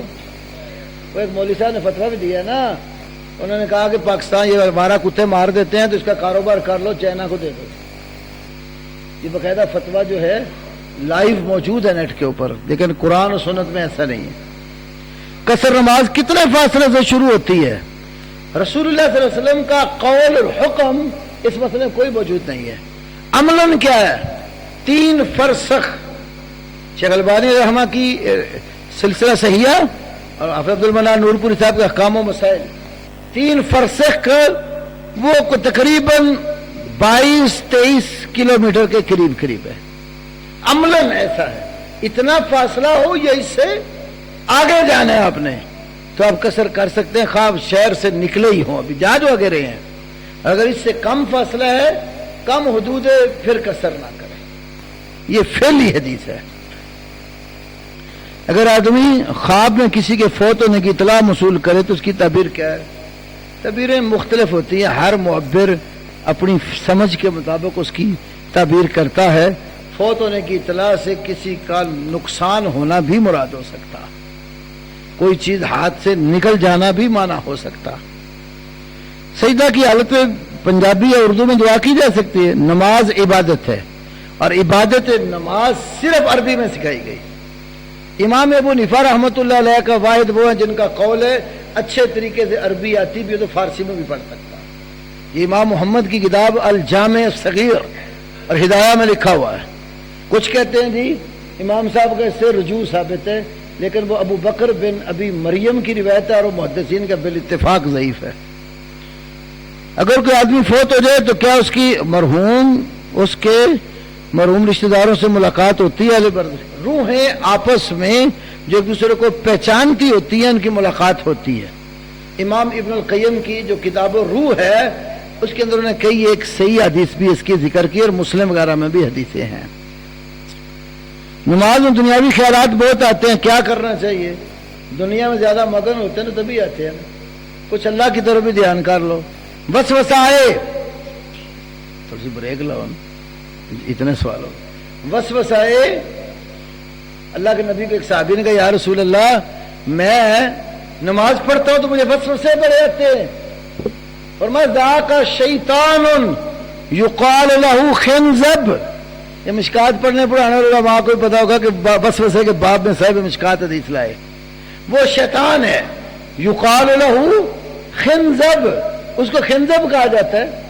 فَإِذَا أَخْسَسْتَهُ، جب تم اس شیطان کو محسوس کرو نا تو 3 بار اعوذ باللہ پڑھو اور اپنی بائیں جانب پھونک مار دو، ایسی پھونک جس میں پانی بھی ہوتا ہے۔ تو صحابی نے اس پر عمل کیا تو اللہ کے نبی کو بتایا کہ اللہ نے میرا وسوسہ دور کر دیا ہے۔ باقی توجہ دین کی طرف بھی رکھو، آخرت کے امور پہ رکھو۔ دنیا میں خالی مگر ہوگے تو ایسے ہی ہوگا، کھڑے نماز میں ہوں گے، کر دکان کا حساب رہے ہوں گے۔ اکثر اوقات کہیں بیٹھے ہوں تو آدمی آ جاتے ہیں جاننے والے، کسی مرحوم کو دعا مغفرت کا کہیں کہ بندہ نماز جنازہ والی دعا پڑھ کر دعا مانگ سکتا ہے یا نہیں؟ کوئی بھی دعا بخشش کی میت کے لیے، آپ کہیں بیٹھے ہیں، کسی نے کہا یار فلانا بندہ فوت ہو چکا ہے اس کی دعا کر دو، تو بخشش کے لیے کوئی بھی دعا مانگ سکتا ہے، جنازے والی مانگو، غیر جنازے والی مانگو، میت کی بخشش مراد ہے، اور بخشش کے لیے کوئی بھی کلمے کہہ سکتے ہیں۔ البتہ یہ جو رواج بن گیا نا پھوڑی اور کیا لفظ بولتے ہیں جب کو مر جائے 3 دن صفحے میں جا کے بیٹھتے ہیں، کیا کرتے ہیں؟ 70 مختلف علاقوں میں مختلف لفظ ہے، ہمارے علاقے میں پھوڑی کہتے ہیں۔ بہرحال وہ ایک رواج بنا لیا گیا ہے، رواجوں سے ہٹ کر کریں جب بھی کریں تاکہ رواج کی تقویت نہ ہو۔ یہ نا جو ہندو تھے نا برصغیر پاک و ہند میں لمبا عرصہ مسلمان ہندوؤں کے ساتھ مل جل کر رہے نا، کافی ساری چیزیں نا ہندوؤں والی مسلمانوں میں داخل ہوگی، نام بدلے ہیں، صرف نام بدلے۔ ایک مولانا عبید تھے عبداللہ مالیر کوٹھلوی، وہ پہلے ہندو پنڈت تھے، مسلمانوں کا عالم ہو تو مولوی اور ہندوؤں کا ہو تو پنڈت، ہندوؤں کے پنڈت تھے، اسلام کو پڑھا, مسلمان ہو گئے. پھر انہوں نے مسلمانوں میں آ کر دیکھا کہ ہندو ہو کر ہم جو کرتے تھے وہ مسلمان بھی کرتے ہیں. انہوں نے اصلاح کے لیے کتاب لکھی, تحفۃ الہند. یہ لاہور سے انارکلی میں ادارہ اسلامیات ہے, انہوں نے بھی چھاپی اور کراچی سے بھی چھپی, تحفۃ الہند. اس میں میت کی رسموں میں لکھا ہے ہندوؤں کے ہاں جب مر جاتا نا تو وہ پھر جن کا فوج ادھر کٹھے ہوتے تھے اور کٹھے ہو کر کھانا پکاتے تھے. کھانے کا نام تھا سراد. کیا نام تھا؟ سراد. جب سراد پک کر تیار ہو جاتا نا پھر وہ پنڈت کو بلاتے تھے اور وہ کھانا جو تیسرے دن تقسیم ہوتا ہے نا, جدھر کلو شریف کہتے ہیں نا, اب تو کہتے ہیں مہمان کراچی میں ہے نا, چاڑیے بیاجی کر لو. تو کھانا پک کر تیسرے دن کٹھے ہوتے, کھانا پکاتے, سارے لوگ جمع ہوتے, تو کھانا پک جاتا نا, پنڈت کو بلاتے. پنڈت آ جاتا تو کھانا اس کے آگے رکھتے. پنڈت جی اس کھانے پر اپنی مذہبی کتاب وید پڑھتے. اس کے بعد وہ جو لوگ آئے ہوتے پھوڑی ڈال کے بیٹھے ہوئے ان کو دیتے. وہ کہتے ہیں کہ ہندوؤں کی دیکھا دیکھی یہ کام مسلمانوں نے بھی شروع کر دیا. نام بدلے, صرف انہوں نے کھانے کا نام رکھا سراد اور ہم نے کیا رکھا؟ ختم شریف. وہ بلاتے ہیں پنڈت کو اور ہم پنڈت کی جگہ مولوی صاحب کو. وہ مذہبی کتاب پڑھتے ہیں وید اور ہم اس کی جگہ اپنی کتاب. نام بدلے ہیں, طریقہ وہی ہے. سلطان بابو نے کہا نا, پڑھ پڑھ حافظ کرن تکبر ملا کرن وڈیائی ہو, گلیاں دے پھرن نمانے بغل کتاباں چائی ہو. جتھے ویکھن چنگا چوکھا اتھے پڑھن کلام سوائی ہو. دوئی جہانے کٹھے باہو جنہ کھاٹی بیچ کمائی ہو. وہ ہمارے حافظ عبد القادر روپڑی صاحب کہا کرتے تھے رحمت اللہ علیہ, ایک ایک دن دی ٹوٹل لائی جائے گی, ایتوار سوموار سیویاں کھوائے گی, 8 دنی جمعرات پاڑے کٹی جائے گی, بڑا اتنی دیر تک یارویں بھی نہ آئے گی. ایک اور شعر وہ پڑھتے تھے, کھائی جاؤ بھائی کھائی جاؤ, ٹھڈا نو ودائی جاؤ, ڈونگے خوہ جنیاں اٹاں پیندیاں نے پائی جاؤ, تیجا بھی کرائی جاؤ, ساتا بھی کرائی جاؤ. تیجا جڑا کرے گا ساتا بھی تے پڑھے گا, ساتا جڑا کرے گا چاڑیے بھی تے پڑھے گا. اینی دیر تک کوئی ہور بے ایمان بھی نہ مرے گا. کیا عورت اگر عدالت سے طلاق لے تو اس پر عدت ہوگی؟ عورت عدالت سے جو طلاق لیتی ہے نا, مرد دینا نہیں چاہتا, اور عورت بدریہ عدالت لیتی ہے, اس کو خلا کہتے ہیں. خلا کے بارے میں صحیح بات یہ ہے کہ جب خلا کی ڈگری جاری کر دے قاضی اور جج, پھر وہ ایک حیض عدت گزارے گی. یہ ترمذی شریف میں حدیث ہے. ایک حیض عدت کے بعد اس کی عدت ختم ہو جاتی ہے. وہ 3 والی عدت نہیں ہے. کیا عدالت سے لی ہوئی طلاق ہوتی؟ جب مرد دیتا نہیں, عورت مانگتی ہے, اپنی مرضی ہو تو 1 منٹ میں فارغ کر دیتا ہے. عورت نہیں رہنا چاہتی, تنگ کرتا اس کو, تو وہ دیتا نہیں طلاق, تو پھر کیا عورت پستی رہے؟ شریعت حل عدالت ہوتا ہے. نبی پاک کے پاس آئی ثابت بن قیس کی بیوی اور کہا کہ یا رسول اللہ, یہ جو میرا خامد ہے نا ثابت, میں اس کا رہنا نہیں چاہتی. آپ نے وجہ پوچھی, انہوں نے لمبی چوڑی تفصیل نہیں کہی. انی اکرہ الکفر فی الاسلام, میں اسلام میں کفر کو ناپسند کرتی ہوں, میں نے نہیں رہنا. تو انہوں نے ایک باغ حکمار میں دیا ہوا تھا, ثابت کو بلا کر کہا ثابت یہ جو باغ حکمار ہے نا واپس لے لے اور اس کی جان چھوڑ دے. عدالت فیصلہ کرتی ہے. باغ فدق کی وضاحت کریں. شیعہ کا اعتراض ہے کہ سیدہ فاطمہ کو باغ فدق نہیں دیا اور صحابی نے مارا بھی. سبحان اللہ. پہلے بتاؤ کہ باغ فدق جو تھا وہ تھا کیا, اس کی حیثیت کیا تھی؟ رسول اللہ کی ملکیت تھی یا مال فے تھا؟ سورہ حشر میں پڑھو نا, مال فے والی آیت. فے کیا ہوتا ہے؟ مجاہدین جب لڑنے کے لیے جاتے ہیں نا تو کچھ دوسرے علاقے والے لڑائی لڑے بغیر ہتھیار پھینک دیتے ہیں اور کہتے ہیں ہم تمہارے تابع ہو کریں گے، ہم ہینڈ اپ ہو گئے ہیں، تمہارے تابع ہو کر رہیں گے. پھر وہ جزیہ ٹیکس دیتے ہیں، مسلمان اس کے بدلے ان کی حفاظت کرتے ہیں. ان کا سارا مال و متاع بغیر لڑائی کے جو مسلمانوں کے ہاتھ میں آتا ہے وہ ہوتا ہے مال فے. اور قرآن نے فے کا جو مال ہے اس کا مال بتایا کیسے خرچ کرنا ہے، اللہ کے لیے، اس کے رسول کے لیے، قرابت داروں کے لیے، یتیموں مسکینوں غریبوں کے لیے ہے. تو وہ فے کا باب تھا. اور اللہ کے نبی اپنی زندگی میں اس میں سے اپنے سب گھر والوں کا خرچہ بھی نکالتے تھے، زمین تھی نا، اور دوسرے جو امور ہیں ان پر بھی خرچ کرتے تھے. پہلے تو جب وہ آپ کی ملکیت ہی نہیں تھا تو اس میں سے وراثت کیسے بن گئی؟ ایک بات. نمبر 2، قرآن کے اصول وراثت میں کیا صرف یہی ہے بندہ فوت ہو جائے اس کی بیویاں بھی ہوں، بیٹی بھی ہو تو صرف بیٹی وارث ہوتی ہے کہ بیویوں کا بھی حصہ ہوتا ہے؟ کیوں حضرات؟ 1/8 اولاد ہونے کی صورت میں بیوی کا زیادہ تب بھی 1/8 میں شریک ہیں. تو بیویوں کا حصہ کیوں نہیں ذکر کرتے؟ کسی بیوی نے کیوں نہیں مطالبہ کیا؟ پھر جب بی بی فاطمہ گئی حضرت صدیق اکبر کے پاس یہ بات کرنے، چونکہ ان کو بھی اخراجات اللہ کے نبی وہیں سے دیتے تھے، تو صدیق اکبر نے کیا فرمایا کہ اللہ کے نبی نے کہا لا نورثو ما ترکناہ فہو صدقہ. ہماری وراثت نہیں ہوتی، جو ہم چھوڑ جاتے ہیں وہ کیا ہوتا ہے؟ صدقہ. وہ کیا ہوتا ہے؟ جب وہ صدقے کی حیثیت اختیار کر گیا، آل رسول کو صدقہ لگتا ہے. تو بی بی نے یہ حدیث سن کر دوبارہ صدیق اکبر سے مطالبہ نہیں کیا، یا کہہ دیتی ابو بکر تم جھوٹ بول رہے ہو، میرے نبی کی حدیث، میرے بابا کی حدیث نہیں ہے. انکار بھی نہیں کیا.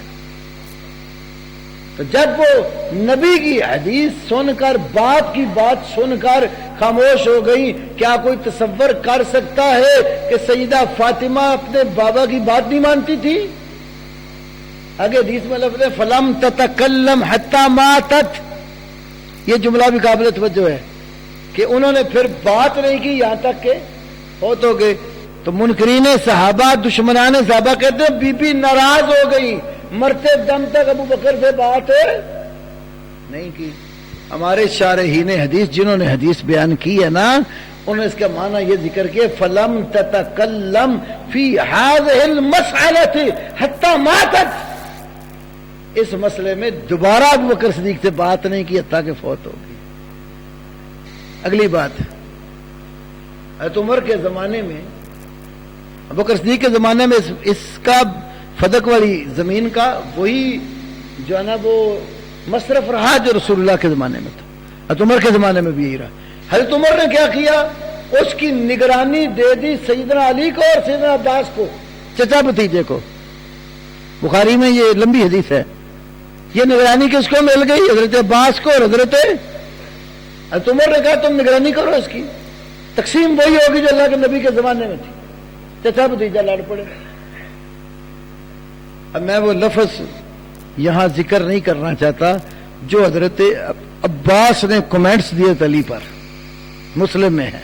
بہرحال میں جو بات سمجھا رہا تھا وہ سمجھو آپ. دونوں لڑ پڑے.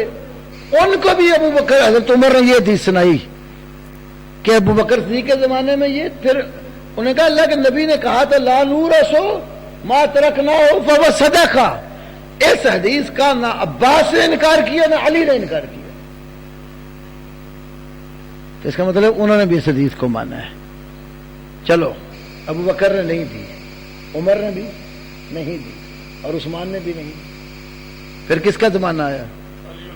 حضرت علی کا دور آ گیا. وہ جائیداد منقولہ تھی کہ غیر منقولہ تھی؟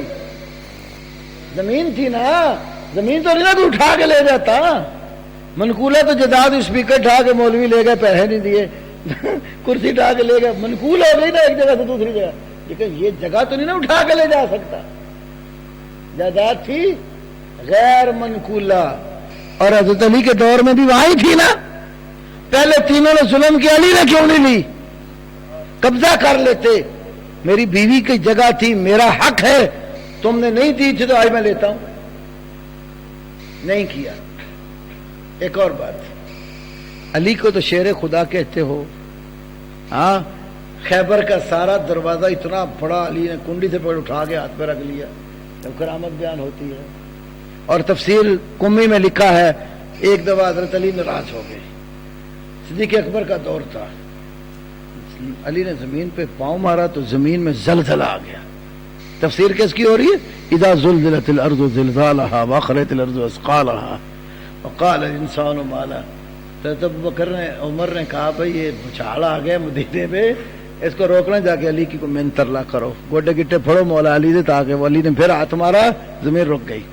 اتنی دلیر ہستی کہ زمین پہ ہاتھ یا پاؤں مارے تو زمین میں زلزلہ آ جائے. بیوی کی وراثت چھن گئی، نہ ابو بکر سے لڑے، نہ عمر سے لڑے، نہ عثمان سے لڑے. کہاں تھے مولا علی اس وقت؟ مدینے میں ہی تھے نا. تو یہ ساری بنائی باتیں ہیں، آپ اس پہ غور کریں، حقیقت میں کچھ بھی نہیں ہے. نہ حضرت علی نے بولی لیتے. اچھا، میں ایک دفعہ نا، بڑی پرانی بات ہے، جیل میں پڑھتا تھا، شیعہ ذاکر کی تقریر، تو یہ بات کسی نے کی، علی نے کیوں نہیں لی؟ کہنے لگا اصل میں وہ فدق کا مال جھوٹا ہو چکا تھا، تو اہل بیت جھوٹی چیز استعمال نہیں کرتے. ہم نے رکا بھی، ہم نے کہا کہ دیکھو، آپ کہتے ہیں اہل بیت جھوٹی چیز ہے، خلافت جھوٹی کیوں لے لی؟ کیوں حضور؟ خلافت بھی تو استعمال کر چکے تھے نا پہلے. تم کہتے ہو خلافت ان کا حق تھا، تو خلافت جھوٹی لے لی، تو فدق کیوں نہیں لیا؟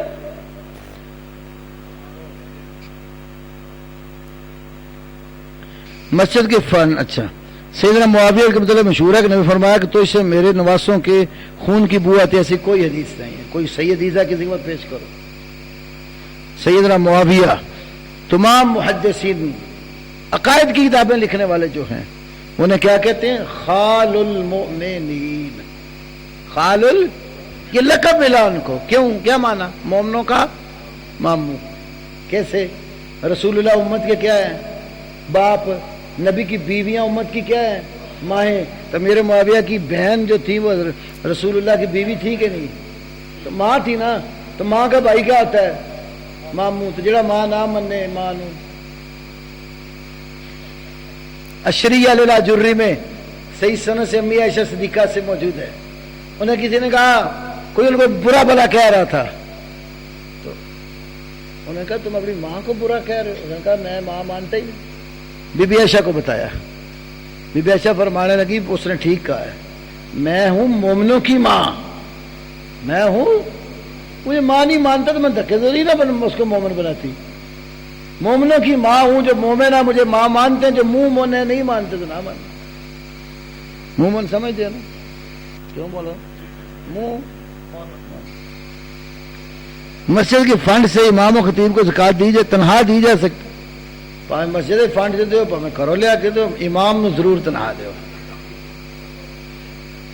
امام آپ کا لیڈر ہے، آپ کا قائد ہے، اور جب تک امام زندہ مسجد میں آتا ہے سارے چودھری پیچھے اور امام آگے.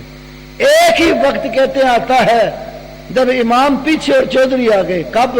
جب چودھری کی موت آتی ہے. کیوں حضور؟ اسی وقت ہی ہوتا ہے نا. کوئی مقتدی فوت ہو جائے، چودھری تو ویسے لفظ بول دے، چودھری ناراض نہ ہو جائے. مقتدی جب فوت ہوتا ہے تو وہ آگے اور امام پیچھے. اور جب تک زندہ ہوتا ہے کہاں کھڑا ہوتا ہے؟ امام کے آگے. اللہ نے اتنی امام کو عزت دی ہے، اس کا خیال کرنا ہمارا حق ہے. امام کی ضروریات پوری کرنی قوم کا حق ہے. نہیں تو امام صاحب ٹھیک ہے کہتے چھوڑ جائے تو میں اپنے کام کرتا، آپ بھی کرتے میں بھی کرتا ہوں. امام کے بچے نہیں ہیں. میں ایک واقعہ سناتا ہوں. گجرات میں مدرسے سے بھی ایک سال رہتا تھا. گھر کے حالات ٹھیک نہیں تھے. ہمارے ایک بزرگ تھے، عالم تھے، تو وہ مجھے لے گئے اپنی مسجد. تھوڑے نظریات چینج ہو گئے تھے. تو بندہ کوئی وہاں ٹھہرتا نہیں تھا. ان کا خیال تھا کہ اس کو نیا نیا مدرسے سے آیا ہے تو میں اپنی طرح مولڈ کر کے یہاں اس کو رکھ لیتا ہوں. خیر وہاں گئے نا، ایک قاری صاحب رکھے ہوئے تھے. اس زمانے میں یہ تقریباً 91 کی بات ہے. قاری صاحب کی تنخواہ کوئی 600-700 روپیہ تھی. ان بیچاروں کے بچے بھی کافی تھے، مسجد میں امامت بھی کروانی، صفائی بھی کرنی، لیٹرینیں بھی صاف کرنی، مسجد کے وضو والی جگہ، پورا نظام اس کے پاس تھا۔ اس نے انتظامیہ بڑی امیر کروڑ پتی تھے، اس نے انتظامیہ سے ایک دفعہ کہا بھائی میری تنخواہ تھوڑی ہے، آپ اتنا کام مجھ سے لیتے ہیں، میری یہ ضرورت میں مجبور ہوں تو مجھے چلو تھوڑا سا قرض ہی دے دو۔ انہوں نے کچھ بھی نہ سنی، وہ بیچارہ مجبور تھا۔ اس نے کیا کیا، مسجد میں نا کوئی پرانے پائپ، کوئی ٹوٹیاں، ایسی کچھ فالتو چیزیں پڑی تھی، اس نے اٹھائیں، بیچ کر اپنی ضرورت پوری کر دی۔ تو وہ مولانا جمعے والے دن آتے تھے جمعہ پڑھانے، صرف تنخواہ نہیں بولے تو اپنا کام کرتے تھے، کتابت وغیرہ۔ تو جمعے کے بعد نا مولوی صاحب کے پاس نا انتظامیہ نے شکایت ہو گئی، قاری صاحب نے مسجد کا سامان بیچا۔ میں کہا بلاؤ قاری صاحب بھی بٹھا لیا، وہ صدر، سیکٹری، خزانچی مولانا نے سامنے بٹھا لیے۔ وہ جو صدر تھا نا اس سے پوچھتے ہیں کہ میر صاحب آپ بتائیں کہ آپ کے گھر کا خرچہ کتنا ہے مہینے کا؟ تو لاکھوں میں تھا اس کا، بتایا اس نے۔ ایک تھا اور جو سیکٹری تھا اس کا آڑت کا کام تھا، اس کو آپ کا کتنا خرچ ہے اس نے بتایا۔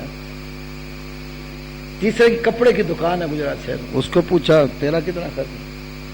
کہتے آپ مجھے یہ بتائیں، آپ میں اور اس میں، قاری صاحب میں اور آپ میں اتنا فرق ہے، اس نے داڑھی رکھی ہوئی ہے اور آپ نے داڑھی نہیں رکھی، باقی جتنی جائز خواہشات آپ کی ہیں اس کے بھی ہیں، آپ کے بچے تھوڑے ہیں اس کے زیادہ ہیں، آپ جتنا خرچہ اپنے ایک بچے پر کرتے ہو اتنی تنخواہ اس کو دے دو، یہ مسجد کا کوئی سامان بیچے میں پیسے دوں گا۔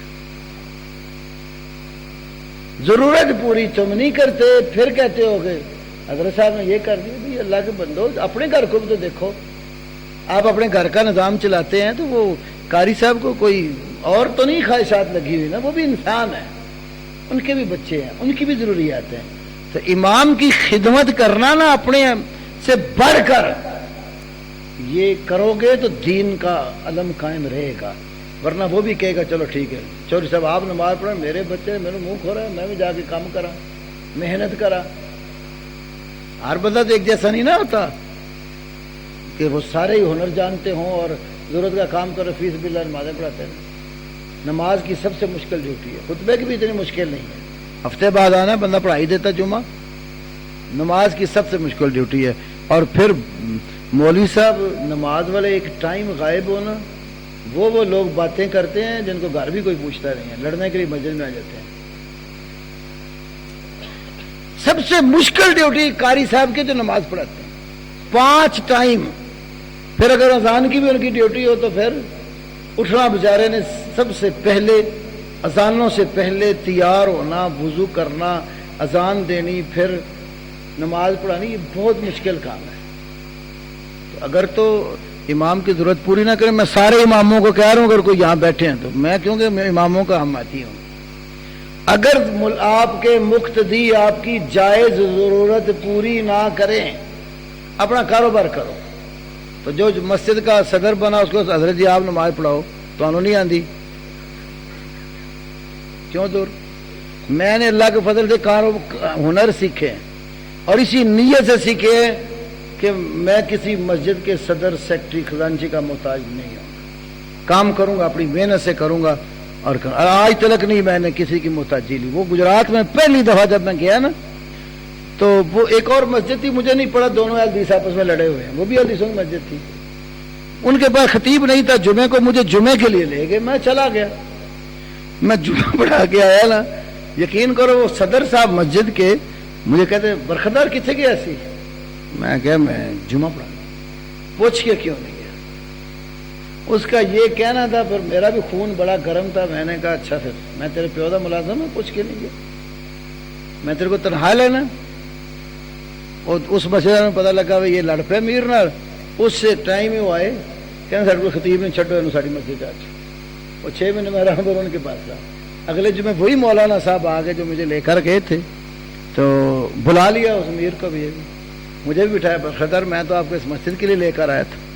میں نے کہا حضرت آپ مجھے اس مسجد کے لیے لے کر آئے تو ان کو ادب بھی سکھاؤ، ہم نے دین ان کی جوتیاں اٹھانے کے لیے نہیں پڑھا، علماء کی جوتیاں اٹھانا ہم عزت سمجھتے ہیں، فخر سمجھتے ہیں، اپنے استادوں کی جوتیاں اٹھانا دنیا دار ہے تو وہ اللہ نے مال دیا تو خرچ کرے، اللہ سے اجر لے۔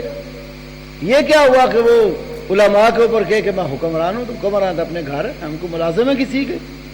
قطعاً نہیں۔ میں تمام طلباء اپنوں کو بھی یہی کہتا ہوں، خبردار کبھی کے ملازمت سمجھ کے نہ کرو، ہمیشہ عزت اور وقار سے کرو۔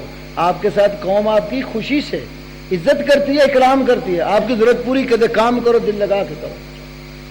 عزت نہ کریں، ضرورت پوری کہنے کے باوجود نہ کریں، اپنا کاروبار کرو، اپنا کوئی کام کرو، اپنے گھر کا، ماں باپ کا، بہنوں بھائیوں کا، بیوی بچوں والے اپنے بچوں کی روزی کا فکر کرو۔ آپ کے ذمہ ہے یہ، ماں باپ کے لیے کمانا، اولاد کے لیے کمانا فی سبیل اللہ ہے۔ طبرانی کبیر میں حدیث، اللہ کے نبی بیٹھے ہوئے تھے، صحابہ بھی تشریف فرما، ایک نوجوان بڑا پھرتیلا سا پاس سے گزرا، صحابہ نے کہا کاش اس کی جوانی فی سبیل اللہ ہوتی۔ اللہ کے نبی نے کہا اگر اس لیے پھرتی سے جا رہا ہے کہ بوڑھے والدین کے لیے کما کر لائے تو یہ بھی فی سبیل اللہ ہے، اگر اس لیے جا رہا ہے کہ اپنی اولاد اور بیوی بچوں کا پیٹ حلال سے پالے تو یہ فی سبیل اللہ ہے۔ تو بندہ میرا ہی نہ فی سبیل اللہ سمجھ لو۔ لکھا داڑھی کی سیٹنگ جائز ہے، نبی پاک نے کوئی سیٹنگ میٹنگ نہیں کی۔ جب یہ 11 سوال ہیں بہت شارٹ کٹ جواب دیتے ہیں، بس کریں۔ مغرب کے بعد ہی بول کے آیا ہوں، ابھی تو کتنا ٹائم ہو گیا، صبح پڑھانا بھی ہے جا کے، میں شارٹ کرتا ہوں پھر۔ شرک کی تعریف کیا ہے؟ نہ اللہ نے بیان کیا نہ نبی پاک نے بیان کی۔ کیا تعویذات پہننا جائز ہے؟ قرآن و سنت میں ثابت نہیں ہے۔ کرسی پر بیٹھ کر نماز پڑھنا درست ہے، جس کے گھٹنے بینڈ نہیں ہوتے، نہیں بیٹھتا، مجبور ہے وہ پڑھے، باقی نہ پڑھے۔ کیا معذور امام کی نماز پڑھی جا سکتی ہے؟ اگر اور کوئی معذور آپ کے پاس معذور کے سوا امام نہیں، وہ بیٹھ کر پڑھے گا، آپ کو بیٹھ کر پڑھنی پڑے گی۔ اذا صلی جالسا فصلوا جلوسا اجمعون، بعض کہتے ہیں اللہ کے نبی نے آخری نماز بیٹھ کر پڑھی، پچھلے کھڑے تھے، لیکن یاد رکھو آپ نے آخری جو بیٹھ کر پڑھی تو آپ کے ساتھ صدیق اکبر کھڑے تھے۔ اگر ایسا کرنا تو ایک مقتدی آگے ساتھ کھڑا کر لو، باقی پیچھے کھڑے ہو کے پڑھ لو۔ کس امام کی جو نماز نہیں ہوتی؟ کافر مشرک امام کے پیچھے نہیں ہوتی۔ مصنوعی بال لگوانا کیسے؟ لعنت تک، صحیح بخاری کتاب اللباس۔ کیا نماز میں رکوع کے بعد ہاتھ باندھے چھوڑے؟ دونوں طرح استدلال ہے عام صحیح حدیثوں سے، نہ صریح کوئی باندھنے کیا نہ چھوڑنے کیا ہے۔ رکوع کے بعد نماز میں آمین کب کہے؟ امام کی آمین سن کر اس کے ساتھ موافقت کریں، یا پھر دوسرا طریقہ یہ ہے کہ امام کہہ لے، جیسے باقی ارکان پیچھے پیچھے اس کے پیچھے کہیں۔ کیا زندگی وراثت تقسیم کی جا سکتی ہے؟ وراثت کا لفظ ہی ما بعد الموت احکام پر لاگو ہوتا ہے، وراثت اور ترکہ۔ عورت کس کس سے پردہ کرے؟ کیا دیور سے بھی؟ جس مرد مسلمان کے ساتھ عورت کا نکاح کرنا حرام ہے وہ اس کا محرم ہے، باقی سب سے پردہ کرے گی۔ سورۃ نور پڑھ لو۔ صوفیت کیا ہے؟ صوفی ایک پورا عقیدہ ہے۔ صوفیت میں مختلف قسمیں ہیں، کچھ جو ہیں وہ ہر چیز میں اللہ کو مانتے ہیں، کچھ ہیں وہ کہتے ہیں کہ ہر چیز ہی اللہ ہے، کچھ صوفی ایسے جو بندہ کے عبادت ترقی کر کر واصل بے حق ہو جاتا ہے، سارے باطل ہیں۔ عبداللہ بن عمر کو خال المومنین کیوں نہیں کہا جاتا؟ وہ بھی ہیں لیکن چونکہ اعتراض ان پر نہیں، زیادہ لوگوں نے امیر معاویہ کے بارے میں کچھ لوگوں نے باتیں کی تو محدثین ان کو خال المومنین، وہ بھی مومنوں کے خالو ہی ہے۔ الصلاۃ خیر کیا حدیث سے ثابت ہے؟ بالکل ثابت ہے، سنن ابی داؤد میں ابو معذورہ والی صحیح حدیث ہے کہ اما عائشہ پر حواب میں کتے بھونکے تھے، بالکل وہ صحیح حدیث ہے، وہ ادھر سے ہی واپس چلی گئی تھی کیونکہ انہیں اللہ کے نبی کی بات یاد آ گئی تھی۔ حدیث میں آیا کہ تمار کو ایک باغی گروہ قتل کر، ٹھیک ہے، باغی گروہ یہ قتل کر، یہی کہا، آپ نے نام نہیں بتایا کہ وہ کون ہوگا۔ اور باغی یاد رکھو باغی کافر نہیں ہوتا، باغی کو بھی قرآن مومن ہی کہتا ہے، وَإِن طَائِفَتَانِ مِنَ الْمُؤْمِنِينَ اقْتَتَلُوا، ایمان والے دو گروہ لڑ پڑے تو آگے فرمایا فَاصْلِحُوا بَيْنَهُمْ، صلح کرو، پھر فَإِن بَغَتْ إِحْدَاهُمَا عَلَى الْأُخْرَىٰ، ان دونوں میں سے ایک دوسرے پر بغاوت کرے تو دونوں کو قرآن مومن ہی کہتا ہے۔ بعض لوگ باغی کہہ کر دوسری طرف چلے جاتے ہیں۔ کسی بندے کو اطلاع ہو جائے تو کیا وضو کر کے بیوی سے ہم بستری کر سکتے ہیں؟ اس میں کوئی ممانعت نہیں ہے، نہ بھی کرے تب بھی ہو سکتا ہے۔ تہجد کی اذان میں کتے بھونکتے کیا وجہ ہے؟ شیطان اذان سن کے بھاگتا ہے تو وہ سمجھو کتے میں شیطان ہوگا، خواہ وہ سگے مدینہ ہو یا کوئی ہو۔ شیخ صاحب میں سعدی جو 10 صحابہ میں ابو قتادہ رضی کی وضاحت کرو، 10 صحابہ والی حدیث ابو داؤد میں موجود ہے اور 10 صحابہ رضی کر کے دکھائی ہے۔ عید میلاد کی شرعی حیثیت کوئی نہیں، نبی پاک نے کوئی میلاد نہیں منایا، صحابہ نے 4 صدی ہجری میں شیعوں نے فاطمی خلیفہ نے مصر میں جاری کیا ہے۔ علامہ مقریزی کی کتاب الخطط دیکھیں۔ ایک مسجد دوسری جماعت کی دلیل ابو بکر صدیق کی دلیل کے علاوہ، تو ابو بکر صدیق کی دلیل ایک کافی نہیں ہوتی، ماننے کے لیے ایک بھی بڑی ہوتی ہے۔ وہ ایک دم گیا یہ ہے نا قلعہ دیدار سے، حافظ عبد القادر روپڑی رحمۃ اللہ علیہ نے وہاں جلسہ کیا نا، تو انہوں نے کہا میں رفع دین کی 400 حدیثیں بیان کر سکتا ہوں۔ وہاں قاضی عصمت اللہ دیوبندی مماتی گروپ کے سر خیال ہیں، تو ان کی مسجد کا صدر تھا، اس نے بھی جلسہ سنا. اس نے آ کر کہا قاضی صاحب رفع دین کرنے کی کتنی حدیثیں ہیں؟ روپڑی صاحب کہتے ہیں 400 بیان کرتے ہیں. انہوں نے کہا 10-15 حدیثیں ہیں، گپ ماری تھی 400 کا. تو وہ کہنا اچھا میں نے یہ دسو کہ منن واسطے 10-15 چاہیے نہیں، ایک بھی گزارا کرے گی. کہنے لگے حدیث سنی چپ کر کے ہو جا، میرا تانگ نہ کر. سبحان اللہ. تو نبی صلی اللہ علیہ وسلم کی عام حدیث بھی ہے نا جماعت کی فضیلت والی، تو وہ اپنے عموم کے اعتبار سے دونوں جماعتوں کو شامل ہے. اگر ذکر کے علاوہ ناف اور رانوں پر ہاتھ لگ جائے کہ نہیں ٹوٹے گا وضو. من مسا ذکر اور لفظ ہے، من مسا جو ہے نا وہ فخذی یہ نہیں ہے. ایک نماز قصر والا دے چکا ہوں، تہجد والا بھی ہو چکا ہے یار. ایسی جو آیات جہاں پر کسی نصرت کا اعلان ہوتا ہے، فن سونا کو ایک اختتام پر کیا مقتدی آمین کہہ سکتے ہیں؟ آمین تو کسی بھی دعا پر آپ عمومی طور پر کہہ سکتے ہیں، لیکن خاص کوئی حقیقی ثبوت پیش کریں وہ نہیں ہے. واللہ اعلم. سبحانک اللہم و بحمدک اشہد ان لا الہ الا انت استغفرک و اتوب الیک. انسان ہوں پہ اللہ ساغر نہیں ہوں میں. بھائی میں مولانا میں نا کب سے بول رہا ہوں مغرب گلا میرا خراب ہے. ہر بندے کا یہ اہم ہوتا ہے میں انسان ہوں کہ نہیں ہوں یہ بتائیں. بیمار ہوں، دل کا مریض ہوں، شوگر کی تکلیف ہے، گلا میرا خراب ہے. میں نے جتنا ٹائم دیا اس سے زیادہ وقت دے دیا. اگر آپ کو زیادہ مسئلے ہیں جتنے مرضی لے آؤ، مجھ سے ٹائم لے لو. میرے پاس مدرسے میں آ جاؤ، تسلی ہوگی تو بھیجوں گا. جیسے میرے پاس پاس رکھوں گا، خدمت بھی کروں گا. سبحانک اللہ.